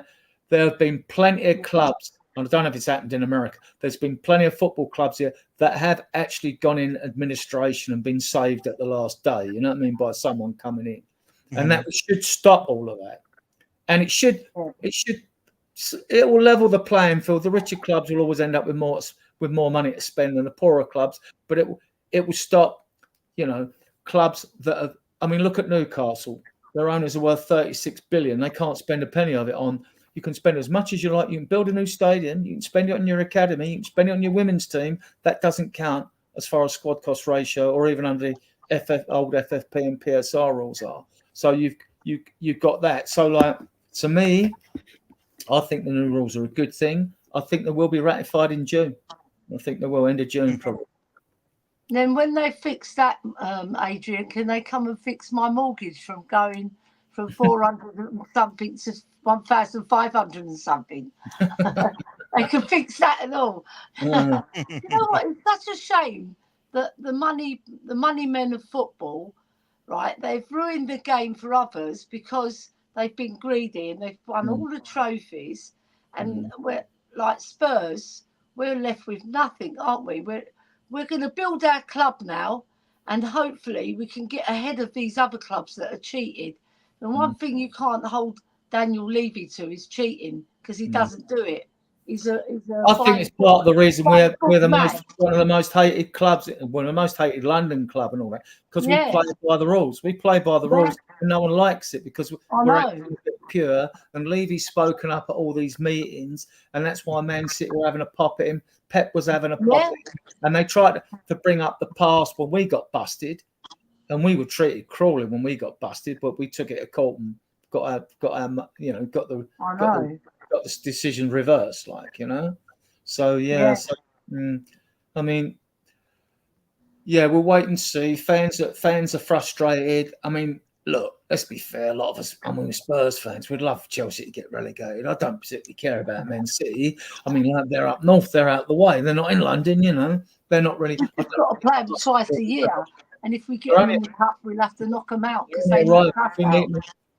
And I don't want the League Cup final decision reversed if Man United had done and we get it, because like it won't feel like we've won it. You know what, Adrian?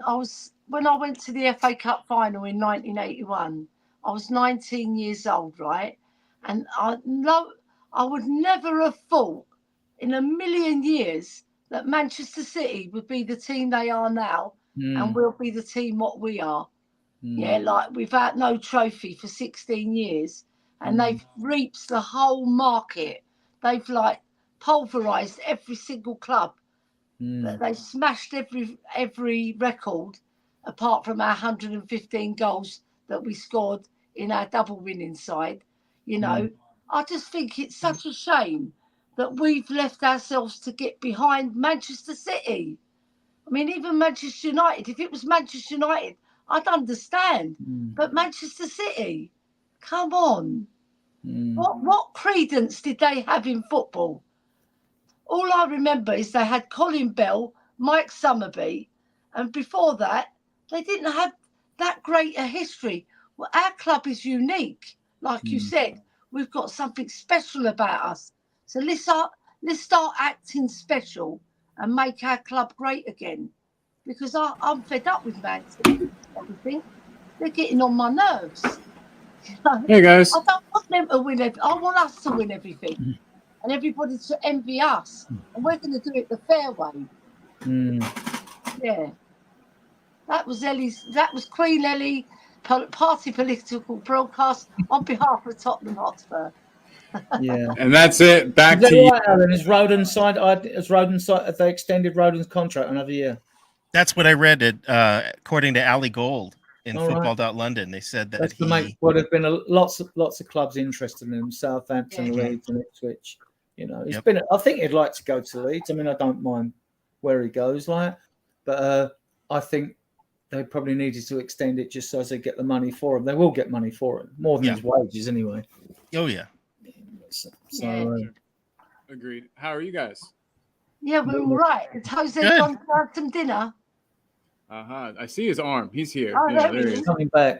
He's back. He's never very far from us. Jose, what's up, buddy? Yeah. Good afternoon. Would you go feed the dog, Jose? Oh, hello, everyone. No, I'm prepared. I've got my daughter's at a driving lesson, but she's Right. cooking tonight. So she asked me to do the rice and that before she gets back so it can cool down. So I'm having to do that and then letting you carry on talking about Man City. But I'm back. Got the old Declan on the go, yeah. Right, so can I? Muller. Yeah. Colin, how are you, sir? How are you this afternoon? I'm good. I'm good. Or your morning, should I say? It's my afternoon. I keep forgetting. It's your morning. Well, I've had breakfast, gotten some not studying, but some work stuff done. So it feels like afternoon. Yeah, all's great. Fantastic. Yeah. Can I just say, I've just started a comment here. Daniel and Ryan, because I get completely lost with it when they're on the chat and they're talking to each other, right? So if you're still here, you need to let me know what this means, right? Ryan, when Jose actually sits there and realizes how nuts that was, that someone with 213,000 subscribers found his content that interesting to comment is quality. I never see him in any chats. I don't know what you're talking about, you two. You'd have to enlighten me because I don't know what you're talking about. I think he's So wait, saying somebody with a bajillion 213,000 subscribers, isn't it? That's actually found your channel. Who are they talking about? Because that's the part I Is didn't it understand. JK27? I've never seen that name before. But I don't know. But no, there's people in here earlier as well. But what I will say is, you guys have been talking Man City, and I don't know. But in the chat, you've got Rooted 2 says Man City is arguing that such regulations violate competition law in the United Kingdom and seeking damages. This is all to do with sponsorship deals, I think. Now, I know you've covered this, Adrian, but it's just that the chat hasn't been covered while you lot have been talking. In the Hype says, don't know if Yokohama are doing so well. I'd go with Jan Zimmerman from Borussia Dortmund. From Borussia Dortmund 2. But I have a feeling it could be John Kennedy. Drew Lala, and I looked at this. Drew Lala says, I've liked and smashed on both of my channels. So she must have two things if she's doing it. Chris Lonnie says, the woke rag, The Guardian, have a great article today about the City situation. Yeah, they did have a good article about it. And the Times, I think Matt Lawton on the Times has been doing an article on it as well. What does the actual word woke mean? Because I don't understand it. It means you're a nut job, basically. Fair enough. I don't think I'm quite there. You got Rooted 2 says it's to do with funding via sponsorship. New rules introduced in December 2021 and revised in January 2024, governing associated party transactions. Eugene says if City wins, we should rename the EPL the Manchester City Premier League. Yeah, you know what I mean? Like that. Nick saying a salary cap would ruin European football as we know it.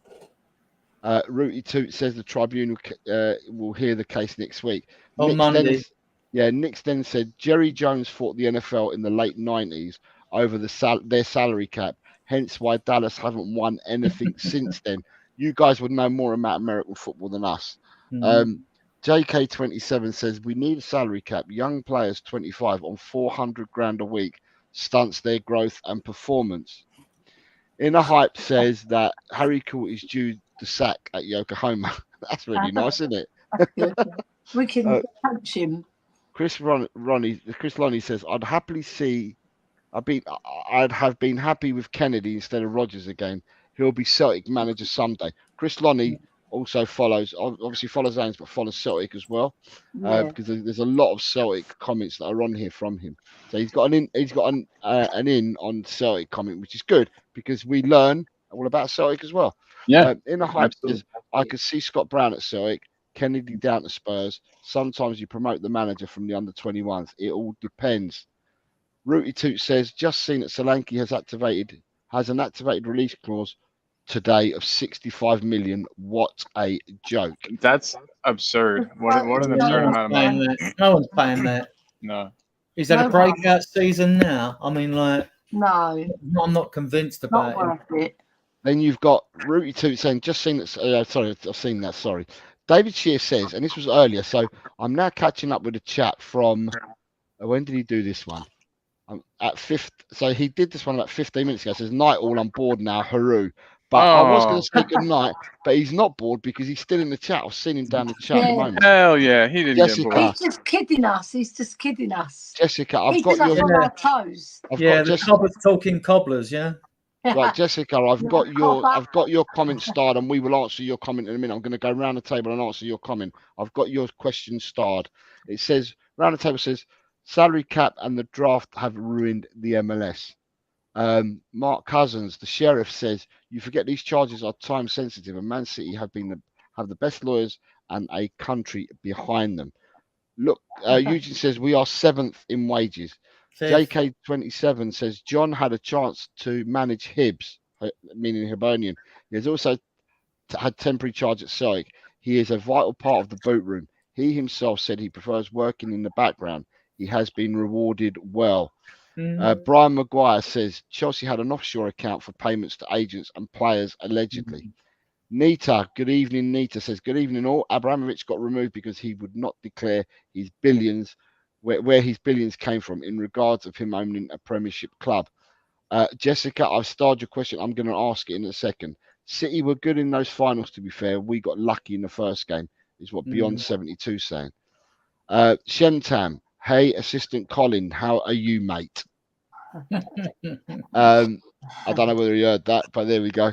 I heard it. You heard it. So he's shouting out for you. JK27 says new club had to be made. The Ringers 2012 made from damaged, stolen, and broken parts.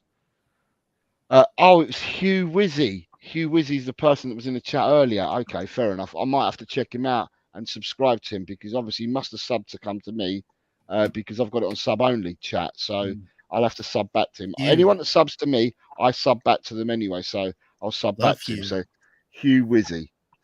He's great. Arsenal fan, but he's very entertaining. Oh, okay, because I've never heard of him before, but that's interesting to know. Talking Ball says, hey, I'm great. Got a big work evaluation today. Been teaching a new guy and they are evaluating him and by proxy me.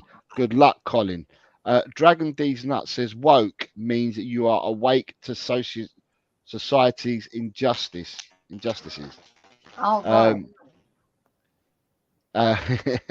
Woke means you're awake, and then it also means you've now woke up to the garbage they are feeding us. I like that. That's right. And who we got? We got anti-fascist is what Dragon D's Nuts says. Inner Hype says woke is a word used by ultra-rich fake media, often owned by investment arms of banking conglomerates to smear people who report the news honestly. Hugh Wizzy, now I've just understood now because I didn't understand what he meant. Right, and then Just a Harmless Potato. So we've got Just a Harmless Potato here as well. Nice to see you, mate. It says woke means a special level of awareness, but most of it is bullshit, of course. Right, so question for all of you, and the reason why I've got it in here is I started at 5:09, and we're now 5:48. But Jessica's asked a question, and I'm good. I started it. She says, because we were talking about the clubs that have been declared today that are financially in trouble. Oh, have yeah. to sell. Can you give me a rundown of those clubs again? Yeah, it's before we ask the question, let me see my banners were. Understood the clubs are Chelsea, Aston Villa, Newcastle, Everton, Nottingham Forest, Leicester City. Although, Colin, we believe there are more. These are the ones that have been named today. Okay, right? cool. Yeah.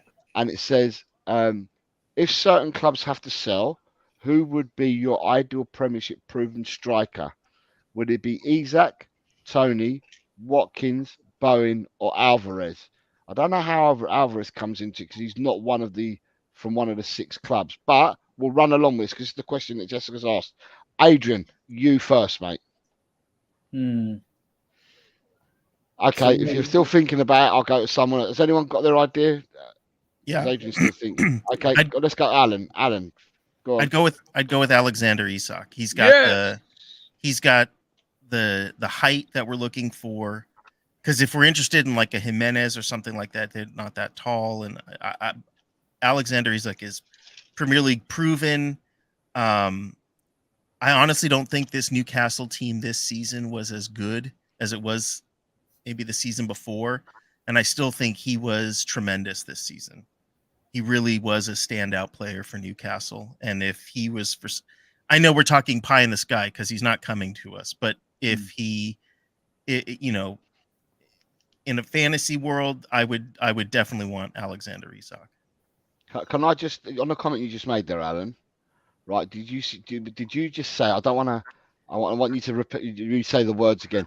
Did you say he's never coming to us, or did you He's say not. Like I said he's not coming to us. No, he's not. Okay, right. Not that he would never, but I'm saying he's not coming to us. Okay, can I just remind everybody, right, that the latest players that we have bought to the club, we've been bidding and we've been up against other teams, and every player has chosen Tottenham. That's what I'm going to say. The magic has been cast and spelt before, and it could be that it's done again. But if you look at Dragusin, we were up against Bayern. You look at Bergvall, we were up against Barca. Who was it? Van der Ven, we were up against someone with Van der Ven. So we've bought players in and we were up against others, and we've bought them in when we were up against others. So I'm just what's his name? The one that split the fan base, Werner. When we've got Werner in January, we're up against Man United.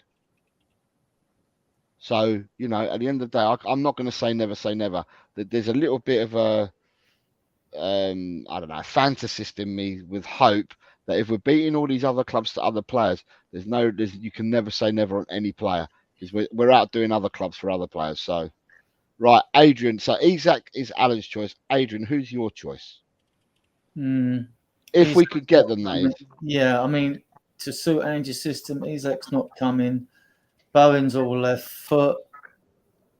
Watkins, I think, to be honest, although I don't know if Andrew'd want him, I think Tony best suits the system, so I'll go with Tony. Colin, are you there? Yeah. I'm actually interested to know why, Adrian, you don't think that Isak would fit the system.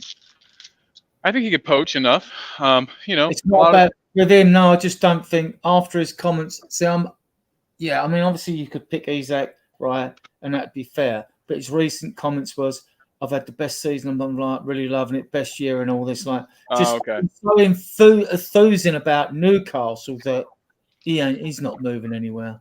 I got you. See, I hadn't heard those comments, but okay, cool.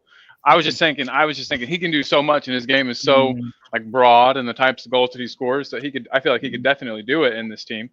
But yeah, Isak's who I would want, obviously. I think out of all of them, he's the most versatile, which is good because even though in Postecoglou systems you get that kind of sacrificial lamb role of the striker, he definitely would be in and around the box to bang in those low crosses. We know he'd put him on target, and then he could also shoot from distance if the opportunity arose or they were parked on the bus. Guys, I've got to go and cook dinner for my hubby. Tell Theo we said hello. Yeah, I will. He's going to Benidorm tomorrow for a stag do, so he's very happy. Oh, heck yeah. Ellie, does that mean I'm going to see you on our screens for the next 3 days then? Yes. When he's at work, I'm on the screen anyway, because I was on this morning with Brian Daigle, Adrian and Chan. Yes, you had a nice group. I started it late because I was a bit tired and I had a lot of things to catch up with. And you know, when you're tired, it takes you longer to catch up with things. Oh, so, yeah, so I'm going to go and cook for my hubby like a good wife should do in the kitchen, as you men love. You love the women in the kitchen. So have a lovely chat about our great club, and bye-bye to all the chat. Mwah. Thank you very much, Ellie. Thanks, Ellie. See you later. See you later. Bye-bye. Bye, Ellie. Well, I was going to ask Ellie, but she's gone. For me, I mean, I can hear what people are saying. I'll see what people are saying in the chat as well with this. But yeah, just a harmless potato has put in here, and it's exactly what Adrian and I were talking about yesterday. We discussed this earlier. It says Sevilla are in trouble and need to sell. Guess that they are out of the Gallagher race. Well, on yesterday's show, Adrian and I both said we can't understand the links between Villa and Gallagher because Villa are in trouble. So Villa can't afford to buy him. So that's an interesting one. Round table. So Nick's saying is Jimenez isn't exactly sure he's at 6'1". Mark Cousins is knowing Levy will get a 17-year-old Isak lookalike that may be good in the future. Nick's saying that if he's got an option, it's Alvarez for him if he had an option on them. And Alan, you're saying that not nitpicking, but Jimenez is like 5'10" or 5'11". He's listed as 5'11" on one website. He's listed as 6 foot or 1.83 meters tall on transfermarket.com. He's kind of like, I guess we don't know. I don't know where who's roundtable. Is that Nick? Yeah, it says, Nick says Jimenez is listed as 6'1.5". So not 6'1", 6.5". Mm-hmm. But he's not Alexander Isak tall. Right. Chris Loney says, I had to leave for a while. Who are the two North American sounding guys? Hello. One is Alan. He's down the bottom left as you guys see him. And Alan is Rakdos Madness. Alan has a his own channel and it's called Team Tottenham Go. So I don't know if David Shear wants to do a bit of modding because he's the mod that I've got in there at the moment. But we can put his link up, and that is Alan down the bottom. And on the top right, it's my co-host, and I co-host on his channel, and that is Colin from Talk and Ball. What's up, guys? Hey, everybody. Sorry, my camera's off currently, but I am here. How's it going? They are the two North Americans that we have on screen, and the two South Americans are Adrian and myself. There you go. So you got two North Americans and we have two South Americans. Very South. What a show that we give you today. JK27 says Spurs need Conor Gallagher, even Tony, and a guy Messi described as the new Messi, Facunda Farais at Crystal Palace, who, by the way, Eze is keeping out of the team. And David Shear says, Colin runs the Talk and Ball channel, and Radko is a mad Spurs nutter like us, Colin. Gotta get that. JK says, if you can take advantage of Ivan Toney, then get. If you can't take advantage of Ivan Toney, then get João Pedro at Brighton. He doesn't know how to do it. So what I will say to you guys is if you want to plug your channels and just go ahead and put them in there, and then we can, and then I can put them up on screen for everyone. But yeah, please sub. Here at this community, we like everybody to be supported. So we support all channels, we all support each other, and we all help each other out. So yeah, if you want to put it in, Alan, you can put yours in there now. And Colin never misses a trick. Colin will always. Oh no, I'll get it in there. Don't worry. Colin will get in there anyway. I know that for definite. He never misses a trick. Oh yeah. Moving on with the banners that I had, right? I've got one for linked players, and I've got one as well that I had for this. So Tottenham have announced their pre-season fixtures. If you put your links up, Chris Lonnie will subscribe because he's put a comment in there saying, "Great, thanks." Oh, yeah, snap. Get David busy and put the links up. So if you put the links up, you're not. David's not going to do it. Colin will put his, and Alan will put his up there as well, and then I'll show them on screen, and people can see them, and then go and sub to these people straight away. The pre-season fixtures have been announced now, and I think they're finalised. I don't know whether we're going to squeeze any more games in because there's already 6. Right, as you got it, there's Talk and Ball there. So you've got Talk and Ball to put his in there. It's that one. So if you follow that, Chris, and anybody else that hasn't done so, you'll be supporting Colin, who's up in the top right-hand corner, and he's at Talk and Ball _Cole. So yeah, fly over there and sub to Colin. Good guy. And Alan, have you posted yours yet? I did. Where's yours in? Oh, okay. Sorry. And the other one, I didn't see it. The other one is Alan, who's known as Rakdos Madness, who's there at youtube.com at Tottenham Team. So it's Team Tottenham Go. So sub to them 2 channels to our North American compatriots who are very, very good people within the community. And like I said, we all help each other. So it's more than welcome if you can sub to these 2 channels, please. And if I go back to the banner, so I'm sub to these 2 channels, but we've got the pre-season fixtures. Do you think, guys, do you think we're going to announce any more, or will these be the final 6 that we're sticking with? Bearing in mind, I believe, I'm not sure, please don't shoot me, but I believe that we're going back to pre-season. I think we report back the first Monday in July, wherever that date is. Which I'm going to look up now because I'm a nerd. Right, the first Monday in July is the 1st of July. Okay. So the 1st of July is the first Monday in July. So on the 1st of July, I believe that players will report back, and therefore, I don't think we're going to have any more than these 6 games. What do you guys think? I would agree with you. I can't see us adding any games, and if we did, they'd be squeezed in awfully strangely. I don't see it. I would hope not. Our guys need rest. I think the team. It's more than just games. It's travel. I mean, so is it? What did we say? Vissel Kobe, is that that's Japan, right? K-League. Yeah, that's not a short flight, and then to have to come right back to play Bayern. No, okay. So just right. So for you North Americans, because I know you lot are a bit weird. Right? Do you understand the dates? Oh yeah. Because we get July 31st, but then it's August 3rd, and then it's August 10th. Yeah, but you'd be doing it 7/17, 7/20, 7/27. You guys do it like that, don't you?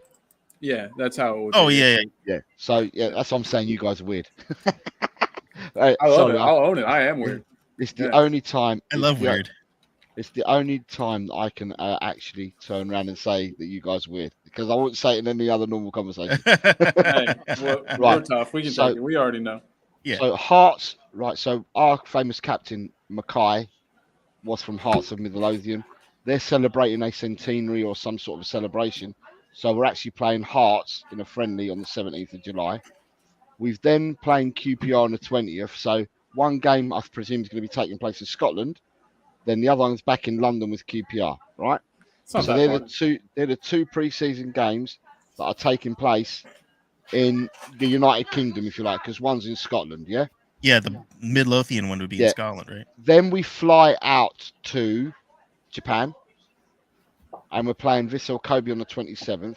Then we fly from Japan into Korea and we play against the K-League, and also against Bayern Munich in Korea. So the game on the 3rd of August is in Korea. Yeah. The 10th of August, we're playing Bayern again. That game is in London. That's at the Tottenham Hotspur Stadium. So all these games are away, apart from the 10th of August, which is the home game for Tottenham. I don't know how these guys do it, honestly. I mean, Colin, you tablets. Well, yeah, you just went through it, right? And the jet lag is awful, and that's just from London back to Indiana. Right. Yeah. You know, I don't know how these guys do it. They go from continent to continent, within a couple of days, and they're supposed to be at their peak best level of performance. Yeah. Unreal. It really is. It's asking a lot of these guys. So you guys don't think there's going to be right? So before many moons ago, before the money took over the world in the Premiership, once upon a time you would play.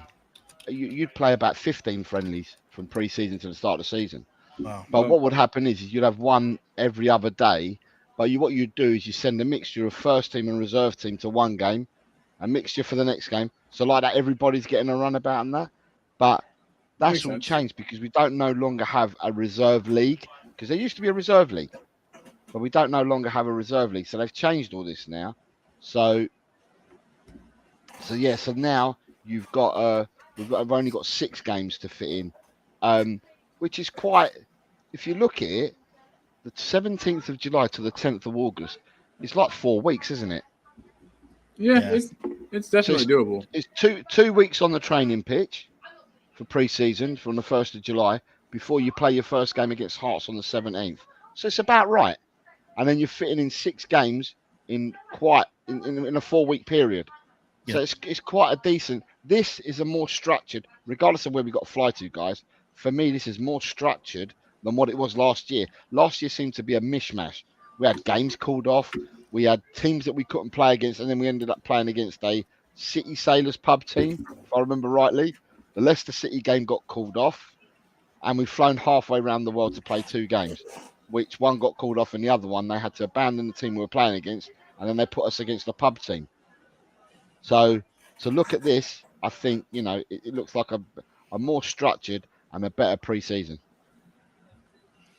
I like it. I don't mind that there aren't more games. I will admit it's been a while since they came to America, and I caught them when they were here in San Diego.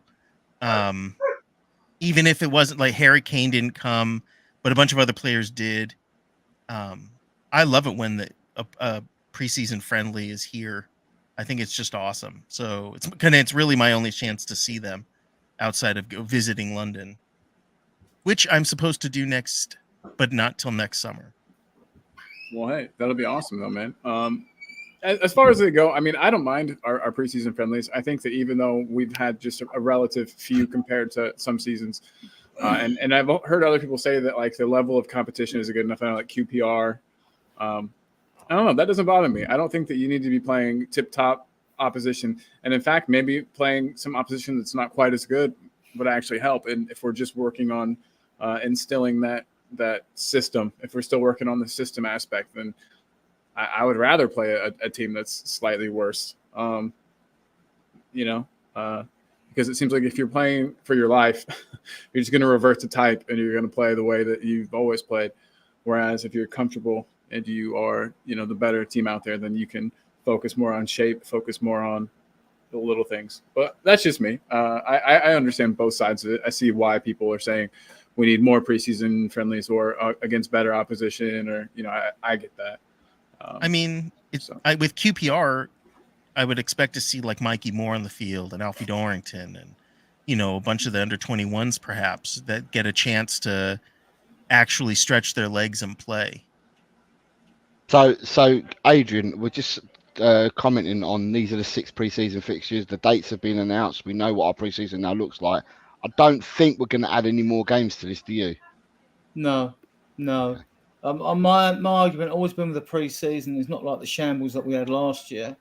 Is that like we get the away trips out the way very early, where we're doing the PR exercise and money making scheme, to Japan and Australia and Korea and things like that.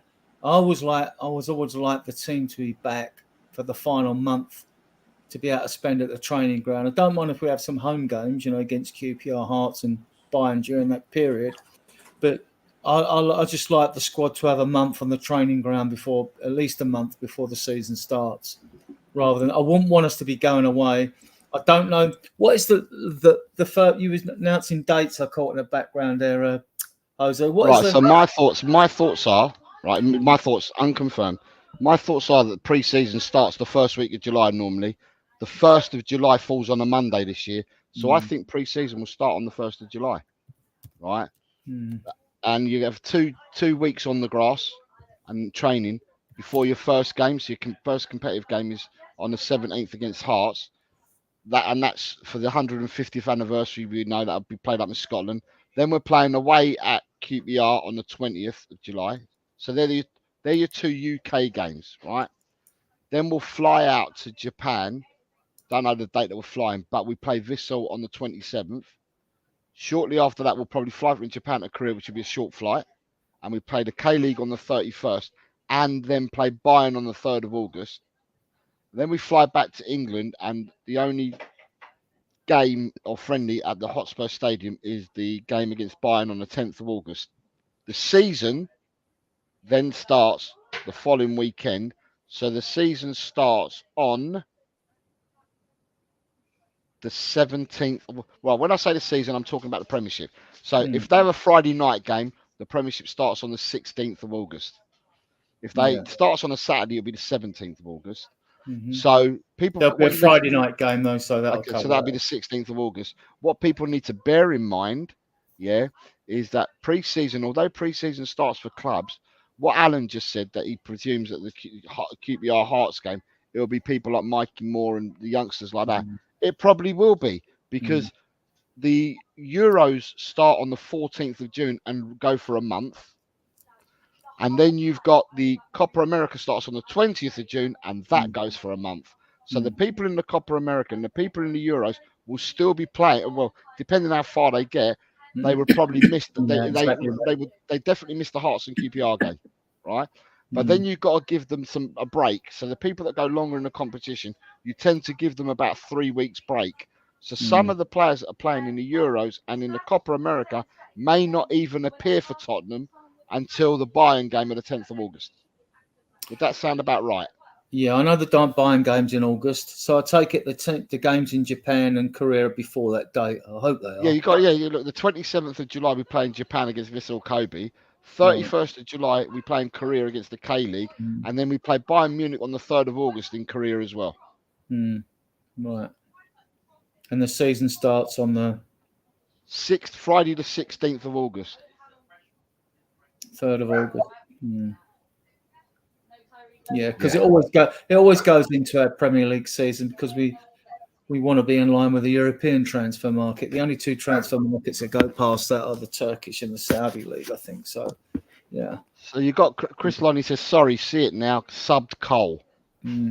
Hopefully, Chris, you've subbed to Colin and to Alan. But yeah, once again, chat people in the chat, you have, if I can show it, you got it's in the chat. It's YouTube / at Talk and Ball _ Cole. It's for Talk and Ball. And Alan, who's also here, is known as Rakdos Madness, but we know him as Alan. He's at youtube.com at Team Tottenham Go. So sub to both of them channels would be perfecto. Jessica's asking when the season's kicking off. I've just explained the details of that, Jessica. So hopefully you've caught what I've just said. Chris Lonnie was saying that it's 150th anniversary for Hearts. Yes, it is. David Shear's telling us, and it is today. I think today is actually the 1st year anniversary of Ange being in charge. I think it was taken on the 6th of June last year. The round table says, we got the date and format from England, then you all changed it. We didn't. We've always had it, like, we've always done the date, then the month. The Americans chose to do the month, then the date. I think we were just trying to separate ourselves. Yeah. Be special. JK27 says they are also just back from Oz. They went there when our season ended to Perth. That's correct. Yeah, just a harmless potato. It's saying the Singapore. Yeah, it was the Lion City Sailors in Singapore. AJ, good evening. AJ says, good afternoon, good evening, guys. I'm late. It's probably already been discussed, but I think Madder's not being selected is the right call. He's been poor this season and doesn't deserve a place. And it's exactly what we said, AJ. But we were calling this months ago. We were saying that he would struggle to get on the plane if his form didn't improve because there's other players around him that were doing really, really well. So we are all in agreement that, he didn't deserve his place. And I think unanimously, we're all in agreement that we just want to see him go away, have his break, whatever he decides to do for the summer, have his 2 or 3 week break or however long he's been getting, and then to come and concentrate on the people that pay his wages, which is Tottenham. So to come and concentrate for us next season. JK says, season doesn't kick off until the 14th September. There will be another 2 or 3 games around the home counties. No, JK, the season kicks off in August in England, I'm afraid. And it's definitely kicking off on the 16th of August. Well, 16th on a Friday, if that's the game. If they normally they open up with a Friday night game. And if that's the case, it's the 16th of August this year. It will be, I don't know, it'll be in a couple of weeks' time that we get. Would it be in a couple of weeks' time that we get the fixture list? It's on the 18th. You get on the 18th. I think it's Tuesday the 18th. Check that 18th the of calendar. June. 18th of June? Okay, so it's the 18th of June. I'll check the calendar. You got, wow, sorry, folks, it's the 17th of August. I had the 16th of September. It's actually, it's a lot earlier. Potato saying big up, Colin. See you, mate. Big up, brother. Hope you're well. Hearts are probably interested in getting a few loans in. It's a good one for the kids in what is normally a fiery atmosphere. David Cheer. I felt guilty leaving Adrian, so made a cuppa and saw Jose and Colin on the magic mug. Yes, that's awesome. Right, have I caught up? David Shear saying, Colin, can you put up Jesse's channel? Yeah, oh god, yeah. And then you've got JK says, Anne's first season at Celtic, we had Champions League qualifiers in July. That leaves another 2 weeks for training home counties games. Pre-season ain't what it used to be. Seriously, though, these days they are full-time 24/7 athletes. They don't even have much downtime. I agree wholeheartedly. The fixtures will come out 9 o'clock in the morning, Tuesday, the 18th of June. Just double checked it, so it's early in the morning. So you'll have plenty of time to talk about the fixtures and predict doom and gloom or happiness and joy, whatever. And then you've got Beyond 72 says, I wonder what route we will take for some of these friendlies and what colour kits we will wear. I work for Americans.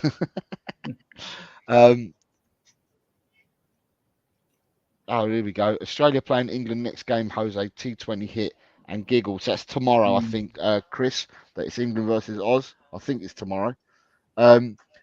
Round Table Talk says, US borrowed the way it was written from the UK, who used it before 1900. They later changed it to match Europe. American colonists liked their original format, and it had been that way ever since. Wonder what you did with the I wonder what you did with the hieroglyphics and that, Nick. Right. Hey. Here's Jessie's channel. Jessie Talks Football. Are really good. She's a Leeds United supporter, but she's got a fan channel, and a lot of us have subbed over to Jessie, and Jessie has done likewise and sent people our way as well. So we kind of help each other out.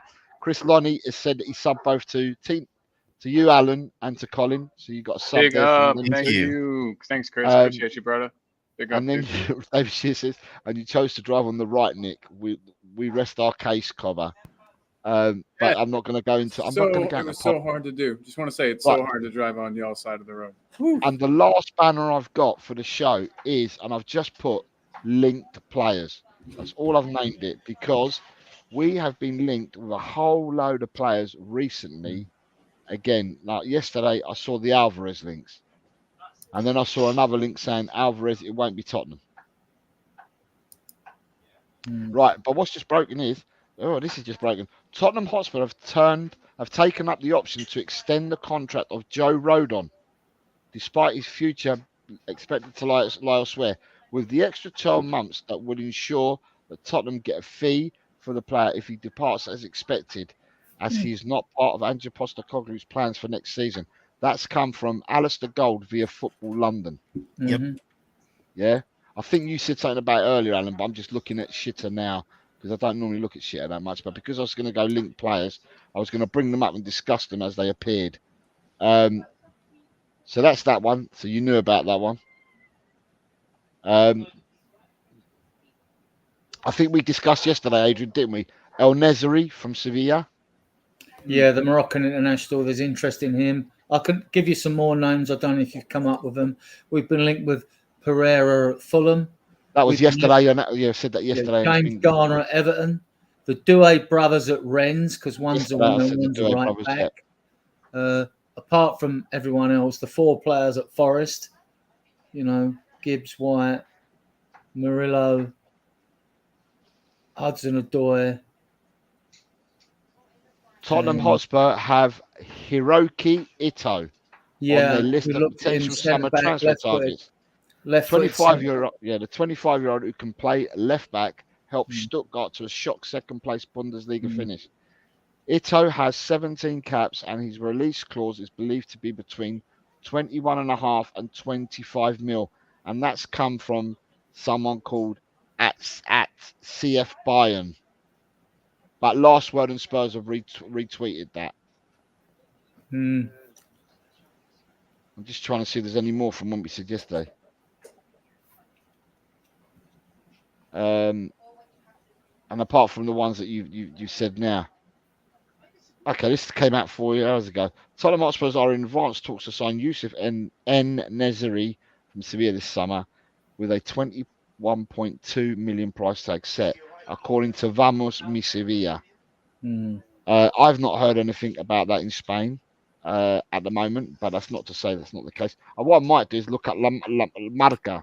So it's Marca. It's the publication out in Spain for sports and does football.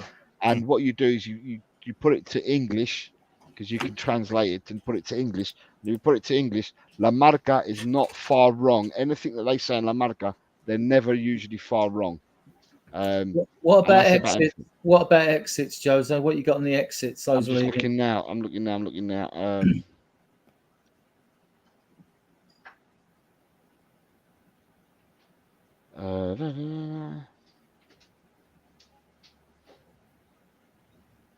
Gil, Emerson, Lo Celso. So the Athletic are talking about Tom Carroll. Tom Carroll spent 22-23 training with Tottenham's under-21s, trying to regain fitness, sharpness, and the love for the game. Such was his impact on the training ground that Spurs offered him a coaching role. He declined it and decided to continue his playing career. However, and then I don't know what the rest of it says.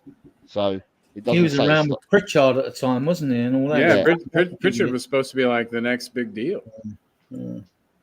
Dead ball specialist, the next Ericsson. The outgoings, all we had is the outgoings from yesterday. I'm looking on shit now and I can't see anything about the outgoings, but the outgoings yesterday were to do with, they reckon that we know Tanganga's gone and we know that Sessegnon's gone. Apparently there's an agreement with Milan for Emerson Royale. Who was the other one that we talked about yesterday? Gil's wanted by quite a few in Spain, and so is Lo Celso's wanted by Real Betis. Also, Lo Celso and Betis was yesterday. You had Ndombele's an unwanted child, and but there was someone else. Who was it? It was 3 yesterday. It was definitely linked. It was Lo Celso, Emerson, and there was one other. There was one other we discussed yesterday. Tanganga. Tanganga, they let him go, didn't they? So it wasn't him that we talked about. It was somebody else. But I'm looking now and I can't see anything on shit about anybody else that's leaving the club. But suffice to say that we believe there's Emerson going to Milan, but that's not guaranteed. I'm just going to get the squad up. Get the squad up, Jose, and go through it, and we'll soon find out who it is. I mean, I know there's more than, because I reckon we've got about 8 to get rid of long term. Yeah, I know we have, but I'm just talking about the concrete. We're not concrete because we can't say concrete, can we, on here? But the ones that they were talking about yesterday or the ones that were being talked about yesterday, because yesterday was actually some news about outgoings, which is we've agreed that the outgoings are equally as important as buying players. We need to get rid of players, but it was we started hearing more rumours yesterday about outgoings than what we normally do, and I think it was 3 players associated yesterday. Was Højbjerg on that list as well? No. Okay. No, not that I can recall. Right, if I go 23-24 squad, so that means that we knock out the people that are no longer with the squad. TottenhamHotspur.com for the squad.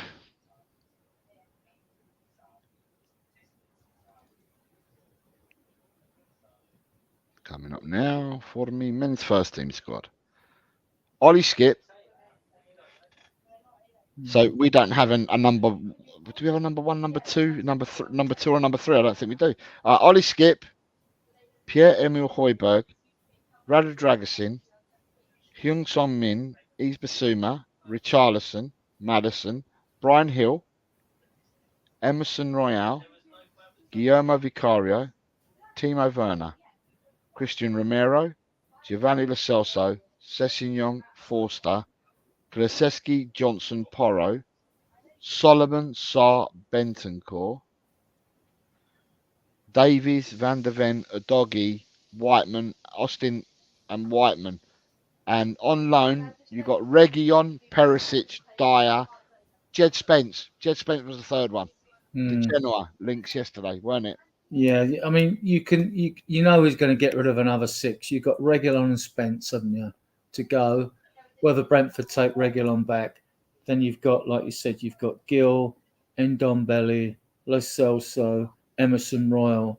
So there's still a fair few to clear out, and I think we'll get the majority of them out in this window. So looking at the loan players, we had 9 players out on loan. I thought we only had 5 or 6, but this includes the youngsters as well. Yeah, so yeah. The loan players last year were Reguilon, Perisic, Dyer, Spence, Tanganga, Ndombele, Phillips, Veliz, Rodon. And Matthew Craig at Doncaster. Yeah, but Craig's obviously not got a first team squad number. You must be right there. Yeah, because he's not one of the ones here. I've got the squad lists here from the numbers that have been given out, because it's interesting. I thought we haven't got a 1, 2, and 3. So I don't know who number 1 is, but Vicario's number 13. Forster's number 20, and then Brandon Austin is 40 and Whiteman's 41. So we have number 1 was Lloris, but we've not replaced the number 1 this season. But that may change for next season. And we haven't got a number 2 either. But the number 3 at the moment is currently Reguilon. Yeah.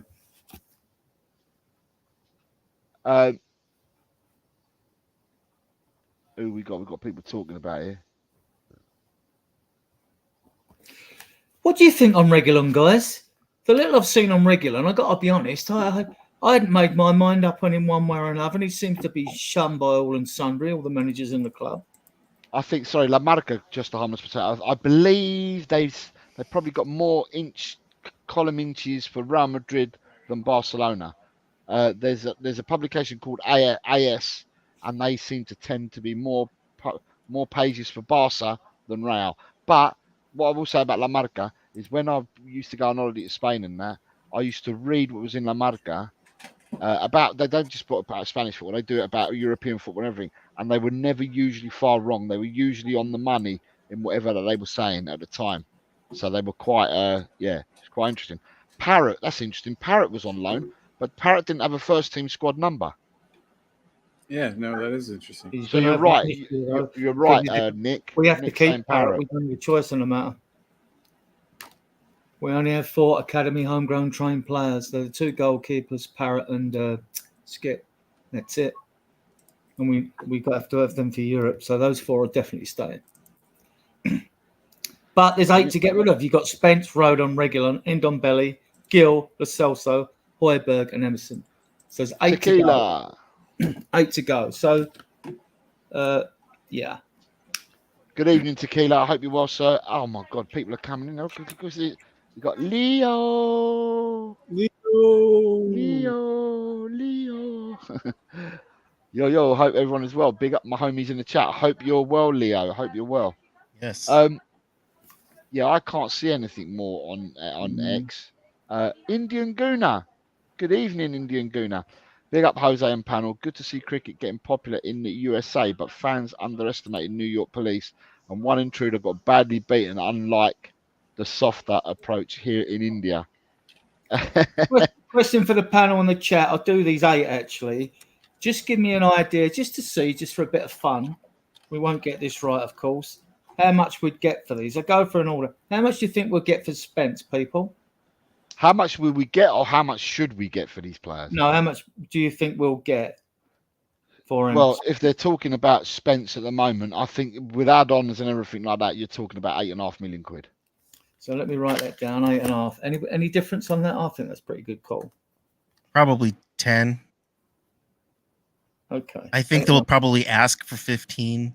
Yeah. But I think we'll probably go with 10. Yeah, right. But you've round table's gone 15 to 20 for Spence. I think that's a bit ambitious. But you've got to remember that Spence went to Genoa with an £8.5 million release clause. Yeah. Right. But now they're saying they only want to pay 5 or 6 for him. So what Adrian said yesterday is that what's his name? Levy will stick to his guns and probably still get the £8.5 million, but 5 or 6 million up front and put the rest in add-ons and stuff like that to make the £8.5 million. So what do you think we get for Roden, guys? On the channel, come on, chat, help us out. 15 million. Yeah. I think Leeds want him bad enough that they would pay it. I think 12 to 15, but as we got Southampton, Ipswich, it's more likely to be the 15. Okay, what about Regulon? We paid about 22 to 25 from. I reckon 10 million for Regulon. 10. Alan? Maybe I think 12. he's worth more. Yeah, I think he's worth more. I was about to say maybe like 12 and a half. Right, how much do you reckon we're going to have to pay to get rid of Ndombele? I reckon that we'll probably sell Ndombele for 3 million. 3. He could go if we could sell it to Saudi, that'd be great. He's won 2 titles. Oh, okay, no, not right. If you're right, I'm not looking at Saudi with any of these deals. I'm just telling you that to get him off the books, 3 million. Although what's interesting is that someone in our chat yesterday, or in one of the shows, said that Ndombele in his last year of his contract is on 114 grand a week, or whatever. But everyone's been saying he's on 200 grand. No, he's not. He's on about what I thought was on about 120. Okay, so I reckon 3 mil for Ndombele realistically to any club that will take him. But then what is his wages? Do his wages over 52 at 120k? Jose, you got a calculator? 6 million. No, it's 52 weeks. No, it's more than that. It's probably about 10 weeks at 100 grand is 1 million, isn't it? Mm-hmm. So 50 weeks is 5 million. Right. So if it's 120 million, you're talking about 6 million quid, or just over. Ain't going to be much more than 6 million. I don't know that we'll get anything for him. I really don't. I think he is. I think the thing is, I think we can get him for free. We can sell him for 3 million, Alan, right, and get that. But the problem that you've got, if we give him our wages just to go. But the problem you got is the buying club, because he sees himself as this mad, I don't know, demented superstar. He wants to have big wages wherever he goes to, and that's the stumbling block. It's not the club's trying to buy him and take him; it's the fucking wages that he's asking for. Right, that's the stumbling block. You could probably say to him, "We'll give you 3 million if you just go, and you'll make that money up because now you'll be a free player. And you can get a signing-on fee where you go to your next club, and someone will pay 5 million for him if he's free." Right. David Shear, are you using the calculator? Because I'm doing the maths off the top of my head. Adrian's asking me the question. 6.25 million, 120k, right? So, Gil, how much? Spain. Will we get for him? I think he's worth a lot more than what we're going to get. Probably 8 million. 8, okay. Yeah, 8. All right, okay. I'll put 8 down. Lo Celso. 15. What he's worth or what we're going to get? What we're going to get? 15. Yeah, I'll go along with that. 15 is probably achievable. Although I reckon he's worth more than 20 million myself. But I think we get more for this player. Højbjerg, a lot of interest. 20. I reckon 20 million maximum. Again, It depends who you're selling them to, because clubs are pleading poverty throughout Europe.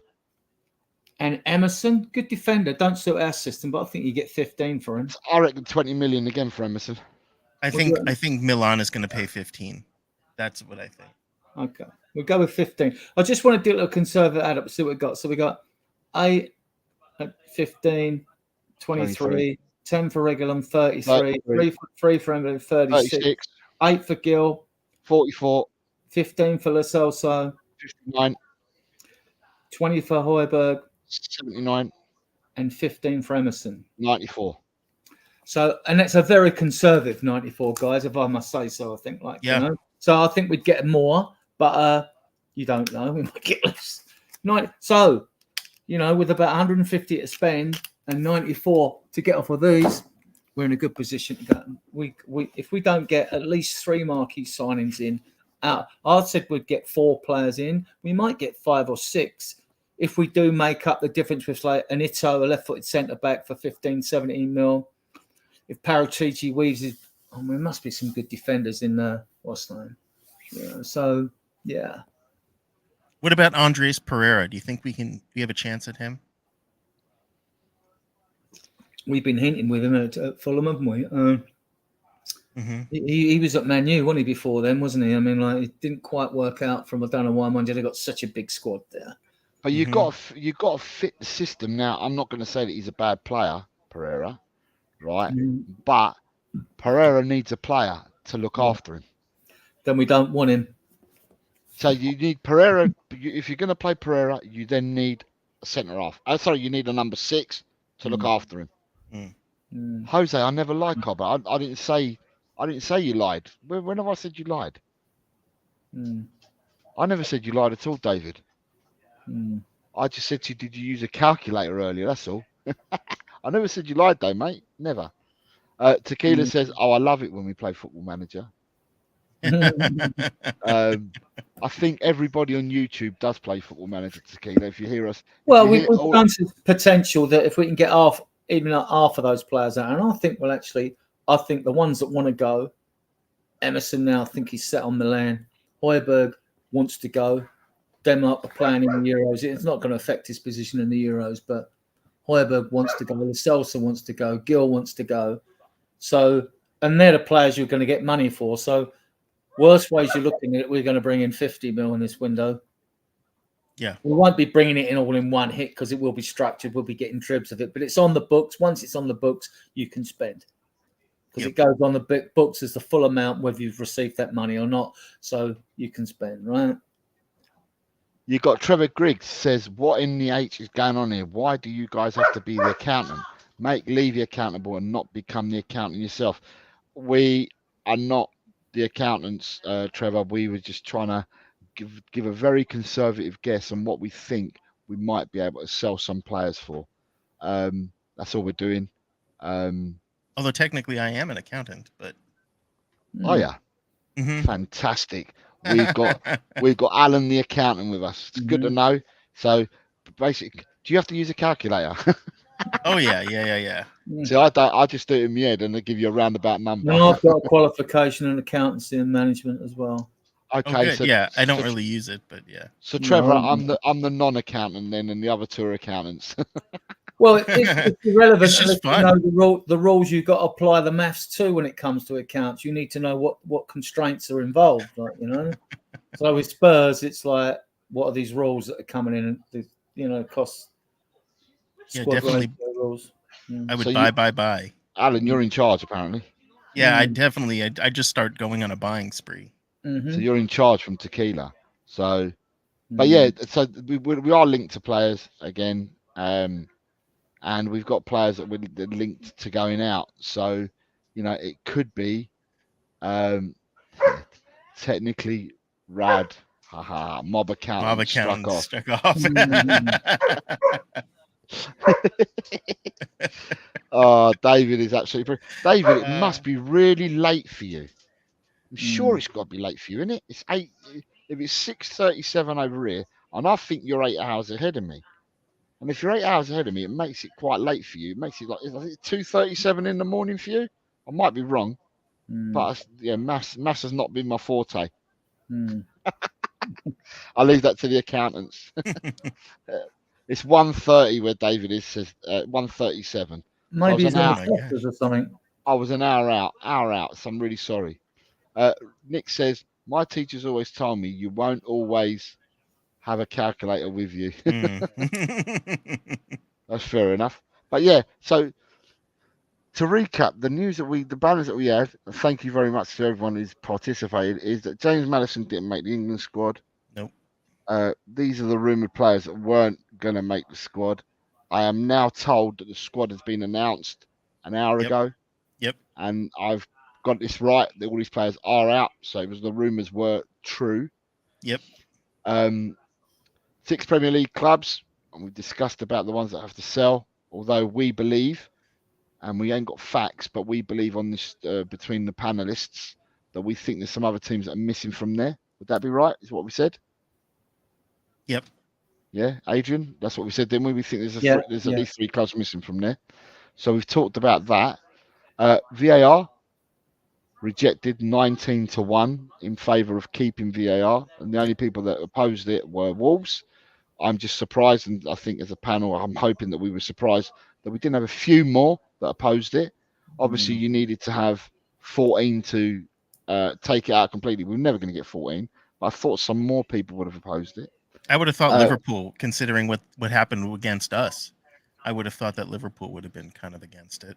I think Man City always feel hard done by VAR, but I mean Man United always feel hard done by VAR.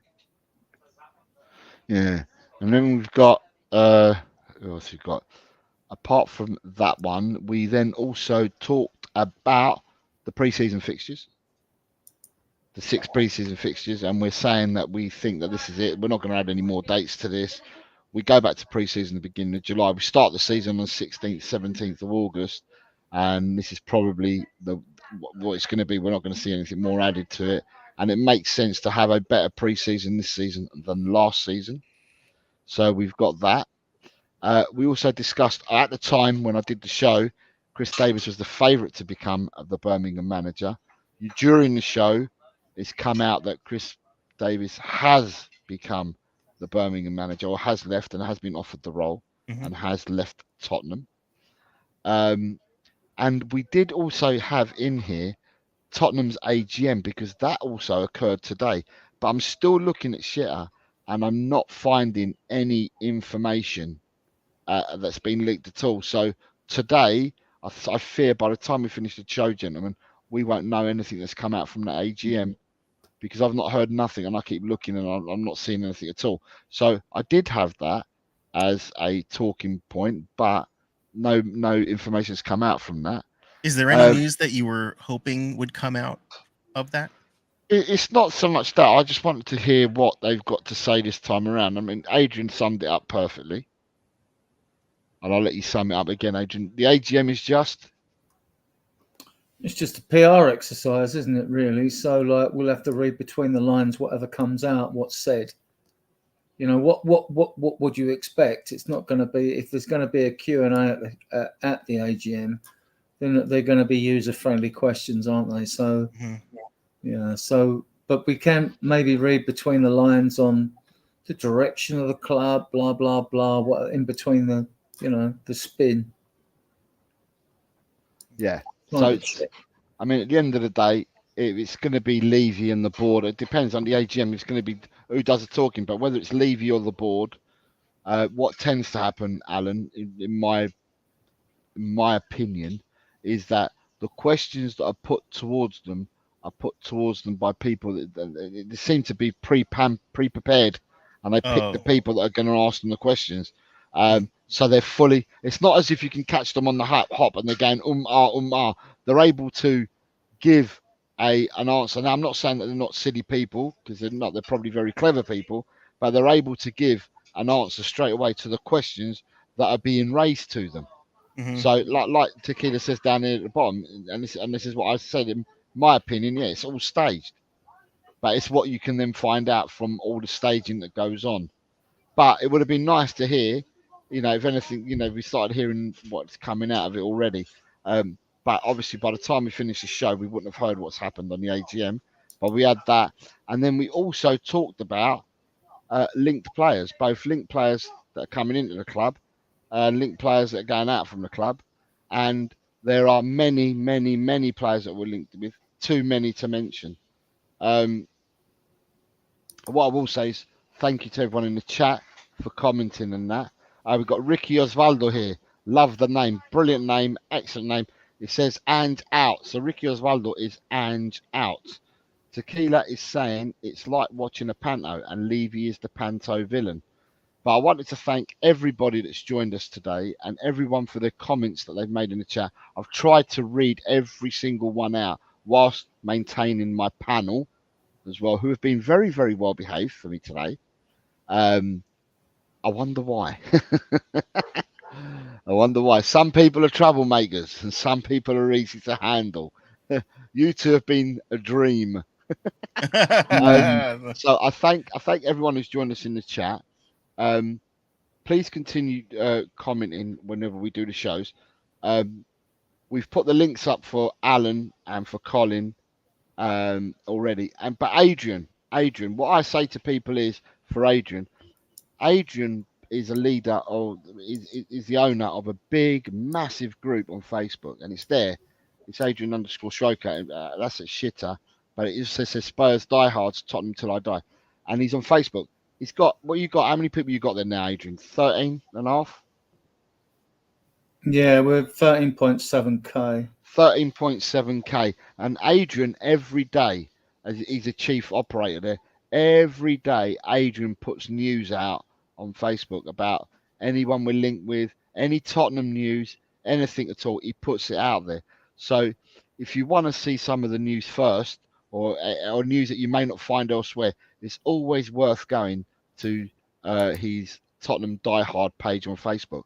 But in saying that, Adrian, you got some further news coming out, haven't you, about how you're branching out? Do you want to let everyone know what you're doing? We've got a WhatsApp group now, and we are putting into place. We are going to be doing podcasts as well. I've got an admin team. We got 4 seats. We took the StreamYard professionals, so it'd be me, Ellie, Chang, and Ian Meth. Will be 4 admins. They can do their own shows. Chang can do the same. It won't stop us from appearing on any podcast out there. We'll invite people that have invited us to their shows, obviously in the past, and we'll see how it goes. We'll see how it goes. I think we'll do it. I think we'll be fine. But we'll see. The round table keeps telling me this is a dual stream. This is the second time I've seen him put it in there. How do you mean by dual stream? At the moment, this is only being streamed on Eltel Cockerel and on my shitter. They're the two that I'm doing it on. I'm not doing it anywhere else. It's only just going on 2. So I don't know. You keep saying this is a dual stream. It's only on my channel, both on YouTube and on shitter is where we're doing it. Yeah. So I hope that answers that for you. We're going to try and get Jose's numbers up. And Jesse's just come in and said, "Smash the likes." Good evening, Jess. And David Shear is reminding or letting Jess know that we've already plugged your channel, Jess, on here. We did some plugging earlier, and we've got my mod is in Tequila saying he will do some plugs. So Colin's going. Tequila says he's going to do some plugs. It must have been someone I've already blocked that put me up. Oh, I haven't got a clue. I couldn't tell you. But yeah, Tequila. Tequila. At the moment, I've got my show on subs only, so people would be subbed. The only people that can comment are the people that can sub. But the ones that you can do are Alan at Team Tottenham Go. We'll do Collins at Talk and Ball, Jesse again, and Adrian. You haven't got a name for you. Have you got a name? But you haven't started your thing yet, have you? Oh, it'll be called Spurs Diehards TTID. But no one can sub to you at the moment because it's not set up, are they? No, it's not set up. We're still messing about with banners and music and shit and intros. So so when it might be a week or 2. It might be a week, but it'd be definitely within 2 weeks. But once you've done that, and we get anyone from we'll get you on those, definitely be subscribing. I'm saying, but when you get up and running, and I'm doing shows and that, we'll plug your channel as well. Yeah, I mean, what I'm saying. The intention is we've had a little think about a timing because obviously it's very hard not to clash when there's so many podcasts out there. So our main days are going to be Tuesday at 8:30 UK and Friday, because it's unlikely Spurs, we might get one game on the Friday or Sky or two in a season. That's about max it on a Friday night when they usually screw us up over the fixtures. But we know we're going to have games on Thursdays. Obviously, other games, we could probably get the whole panel together because Channel's safe on a Saturday or Sunday. We know we're going to have Sunday games because we're in Europa League. So, so they will have the two main podcasts, and the random ones will depend previews and post-match interviews. You know what I mean? Will come after that, So yeah, we'll see how we get along. I mean, the other admins can run shows at any time they want because they've all got the same. Everyone's got the equal power base in the group, so they can do what they want. Chang's been with us nearly 5 years anyway, since I first started Spurs Diehards, and And he's a very, very good man, Chan. Very good man. Good man. Yeah, to the he's whole good, community. So he might be able to get Ash and Eugene on there from the south at different times, but hopefully we can get the four admins on because we can have loads of participants on the pro section, on the pro StreamYard. So yeah, we can get them on. I mean, Saturdays and Sundays, weekends is a bit different because if people aren't working and the hours range that much, we could probably do a show 12 midday here, which is or pre-match game here, which is 12 o'clock here, noon here would be 7 o'clock in Malaya, right? Yeah. So, and mind you, it would be 4 o'clock on the west coast of America, though, because they'll be depending. I mean, if you're in Vancouver, you can be 8 hours behind us, you know what I mean? So in Canada, but we'll sort it out. I mean, if it's a 3 o'clock kickoff, we could be on at 2 in the afternoon for an hour before kickoff or something. If I'm going to games, the others hold the fault if we're at home. So 2 o'clock, then you take the 6 hours off. It's a bit more time forgiving for Americans and Canadians, So, In the meantime, what I'll say to people, right? I'm going to say, Alan, you got to run now. I got to run. Yeah, I got to go pick up. Well, Alan, thank you for coming on. I'm going to plug Cheers, the channel. Alan, thank you so much. Great to see you. High God five. bless you, mate. I And I'll need to speak to you soon. subscribe Yeah. to Alan as well. All right. Take care, Alan. Thank you. So so what I say to people out there that are still watching is, please go over to Adrian's Facebook page. Like I said, very informative. Puts all the news up there straight away. Everything to do with Tottenham, and it's stuff that you might not even find on shit and stuff like that. But he puts stuff on that you might not find. So well worth joining his group on there until he starts this podcasting channel. Please go over to Adrian at Facebook. And if you want to contact them about anything, he's on Adrian_Schroker. So if I take this away for a second, right, you can see it there. So it's Adrian at Adrian_Schroker. That's on X Twitter, and the group is Spurs Diehards TDD. Actually, it's space Yid Army, but you'll find it if you use Facebook at all. That's it. I mean, because a lot of people don't, and I suppose a lot of my members. There's only about 4,000 in the UK, so the rest are from everywhere around the planet. So, obviously, I don't know how many of them access YouTube. I mean, I'd like to think that the membership would get quite a few to subscribe. But I don't know. So I'm not going to know when you start. Yeah, you don't know when you start. I don't expect a mad cascade, to join us. But I think, after a month or two, I think we'll have a decent cool. list of subscribers. Right. So Tequila's done the modding for me, which is great. So he's put up Talk and Balls channels. That's Colin's channel. So if you haven't done so already, I'll tell you what these channels are. But if you haven't done so already, just click the links, go and support these people. We'd like to support everybody within the community. People that subscribe to me, I subscribe back to them as well. And then you've got Tequila has put up Jesse Talks Football there, so people go and support Jesse. You've got Alan at Tottenham, Team Tottenham Go. You've got Dermot, who's at THFC Till I Die. You've got Tequila's own podcast, Play Pouch channel, which is his gaming podcast channel. So go and support Tequila. You've also got Leo, the Mile High Hotspur, and that's his channel there that you can go to. And then I've got a question here saying to me, Jose, where is Ash? So Ash is a lecturer, David, and for everybody, Ash is a lecturer. she lectures in. She lectures in what I call it environmental studies, is what I'm going to call it. But she lectures in animals, plantation and stuff like that. Environmental. And, yeah, environment. I call it environmental studies, but she's doing something along them lines, and she's a very, very clever lady, and she's a lecturer. But she wants to go beyond lecturer. So after a lecturer, you can become there's another word for it, and I can't remember the word she used, but she's trying to become a scholar of lecturers or something like that. It's above a lecturer. Consultant or professor. Something like that. But she has to go away and she has to do a year's worth of research and then write a thesis on it and stuff like that. Yeah. So in order to do this, she got some funding. She applied for funding to go on a course. So she's now stopped her lecturing. She got funded through an American grant, and she's now going to work into a remote part of India, right? And she's gone into a remote part of India to work where she cannot get any internet. So she was talking about once she got set up that she might have to, invest in a generator and stuff like that. But that may not even work. So when the Ladies' Cup final was on, when Tottenham played Man United in the Ladies' Cup final, she was aware that was happening. So what she ended up doing is she ended up coming back to civilization, and so therefore we saw her on the WhatsApp group sending messages to people. We're like, "Oh, Ash is back."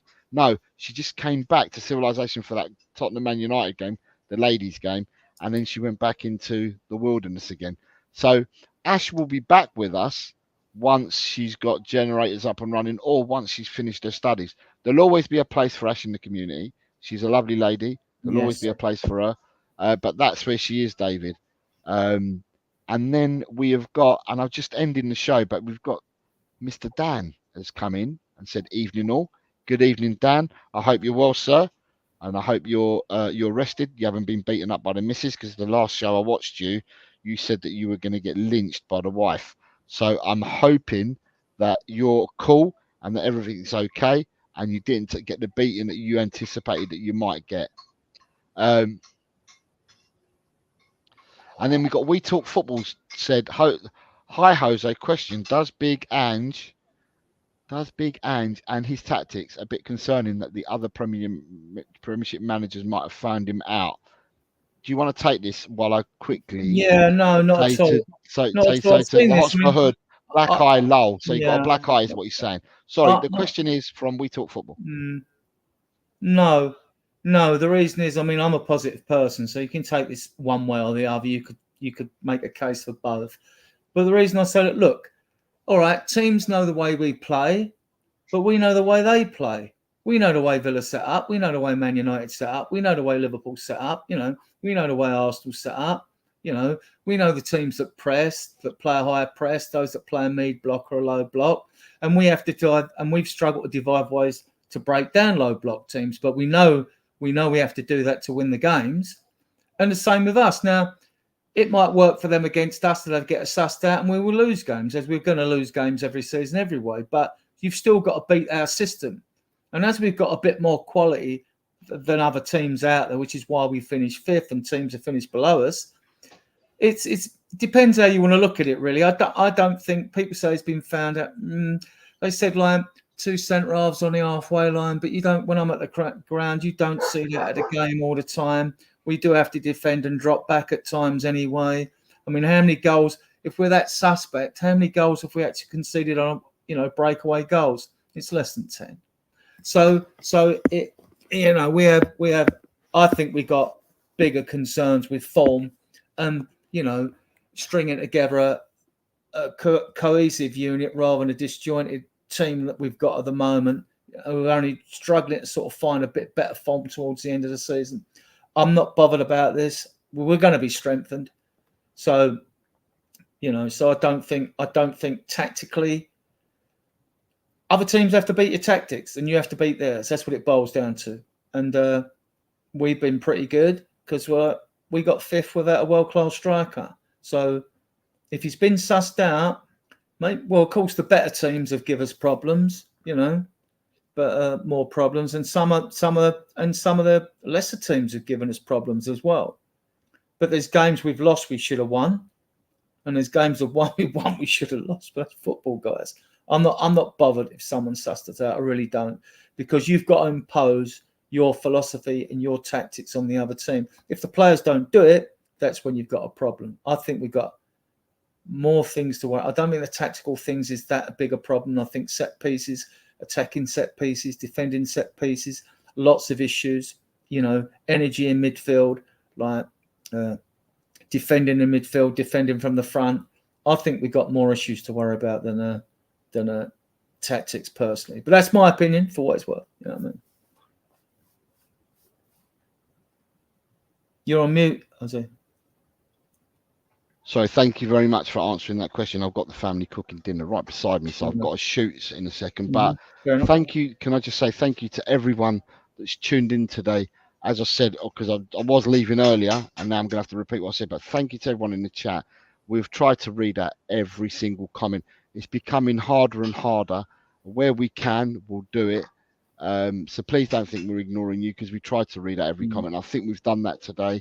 But as I said, it is getting harder and harder to read every single comment. Thank you for all the support that you show me and the panelists, and the respect that you give each other in the chat, which is absolutely brilliant.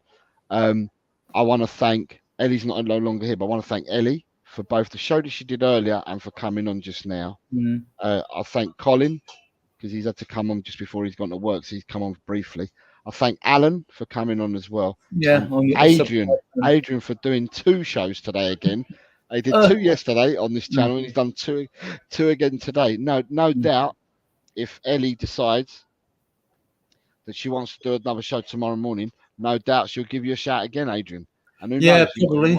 You might be appearing. I might sleep through it. I might sleep through it. You know, I am a night owl. I don't go to bed till like at least 1, 2 in the morning. So thank you very much as well, Adrian, for coming on. And with that, just hit the notification. If you hit the notification bell, you know when we're next back on. I'm going to say that I'm probably going to be on again at 4 o'clock tomorrow, but that's no guarantee at the moment. But I'd say towards 4 o'clock tomorrow. So with that being said, I thank you, everyone, and I am going to say, like I normally do, is come on, you Spurs. Come on, you Spurs.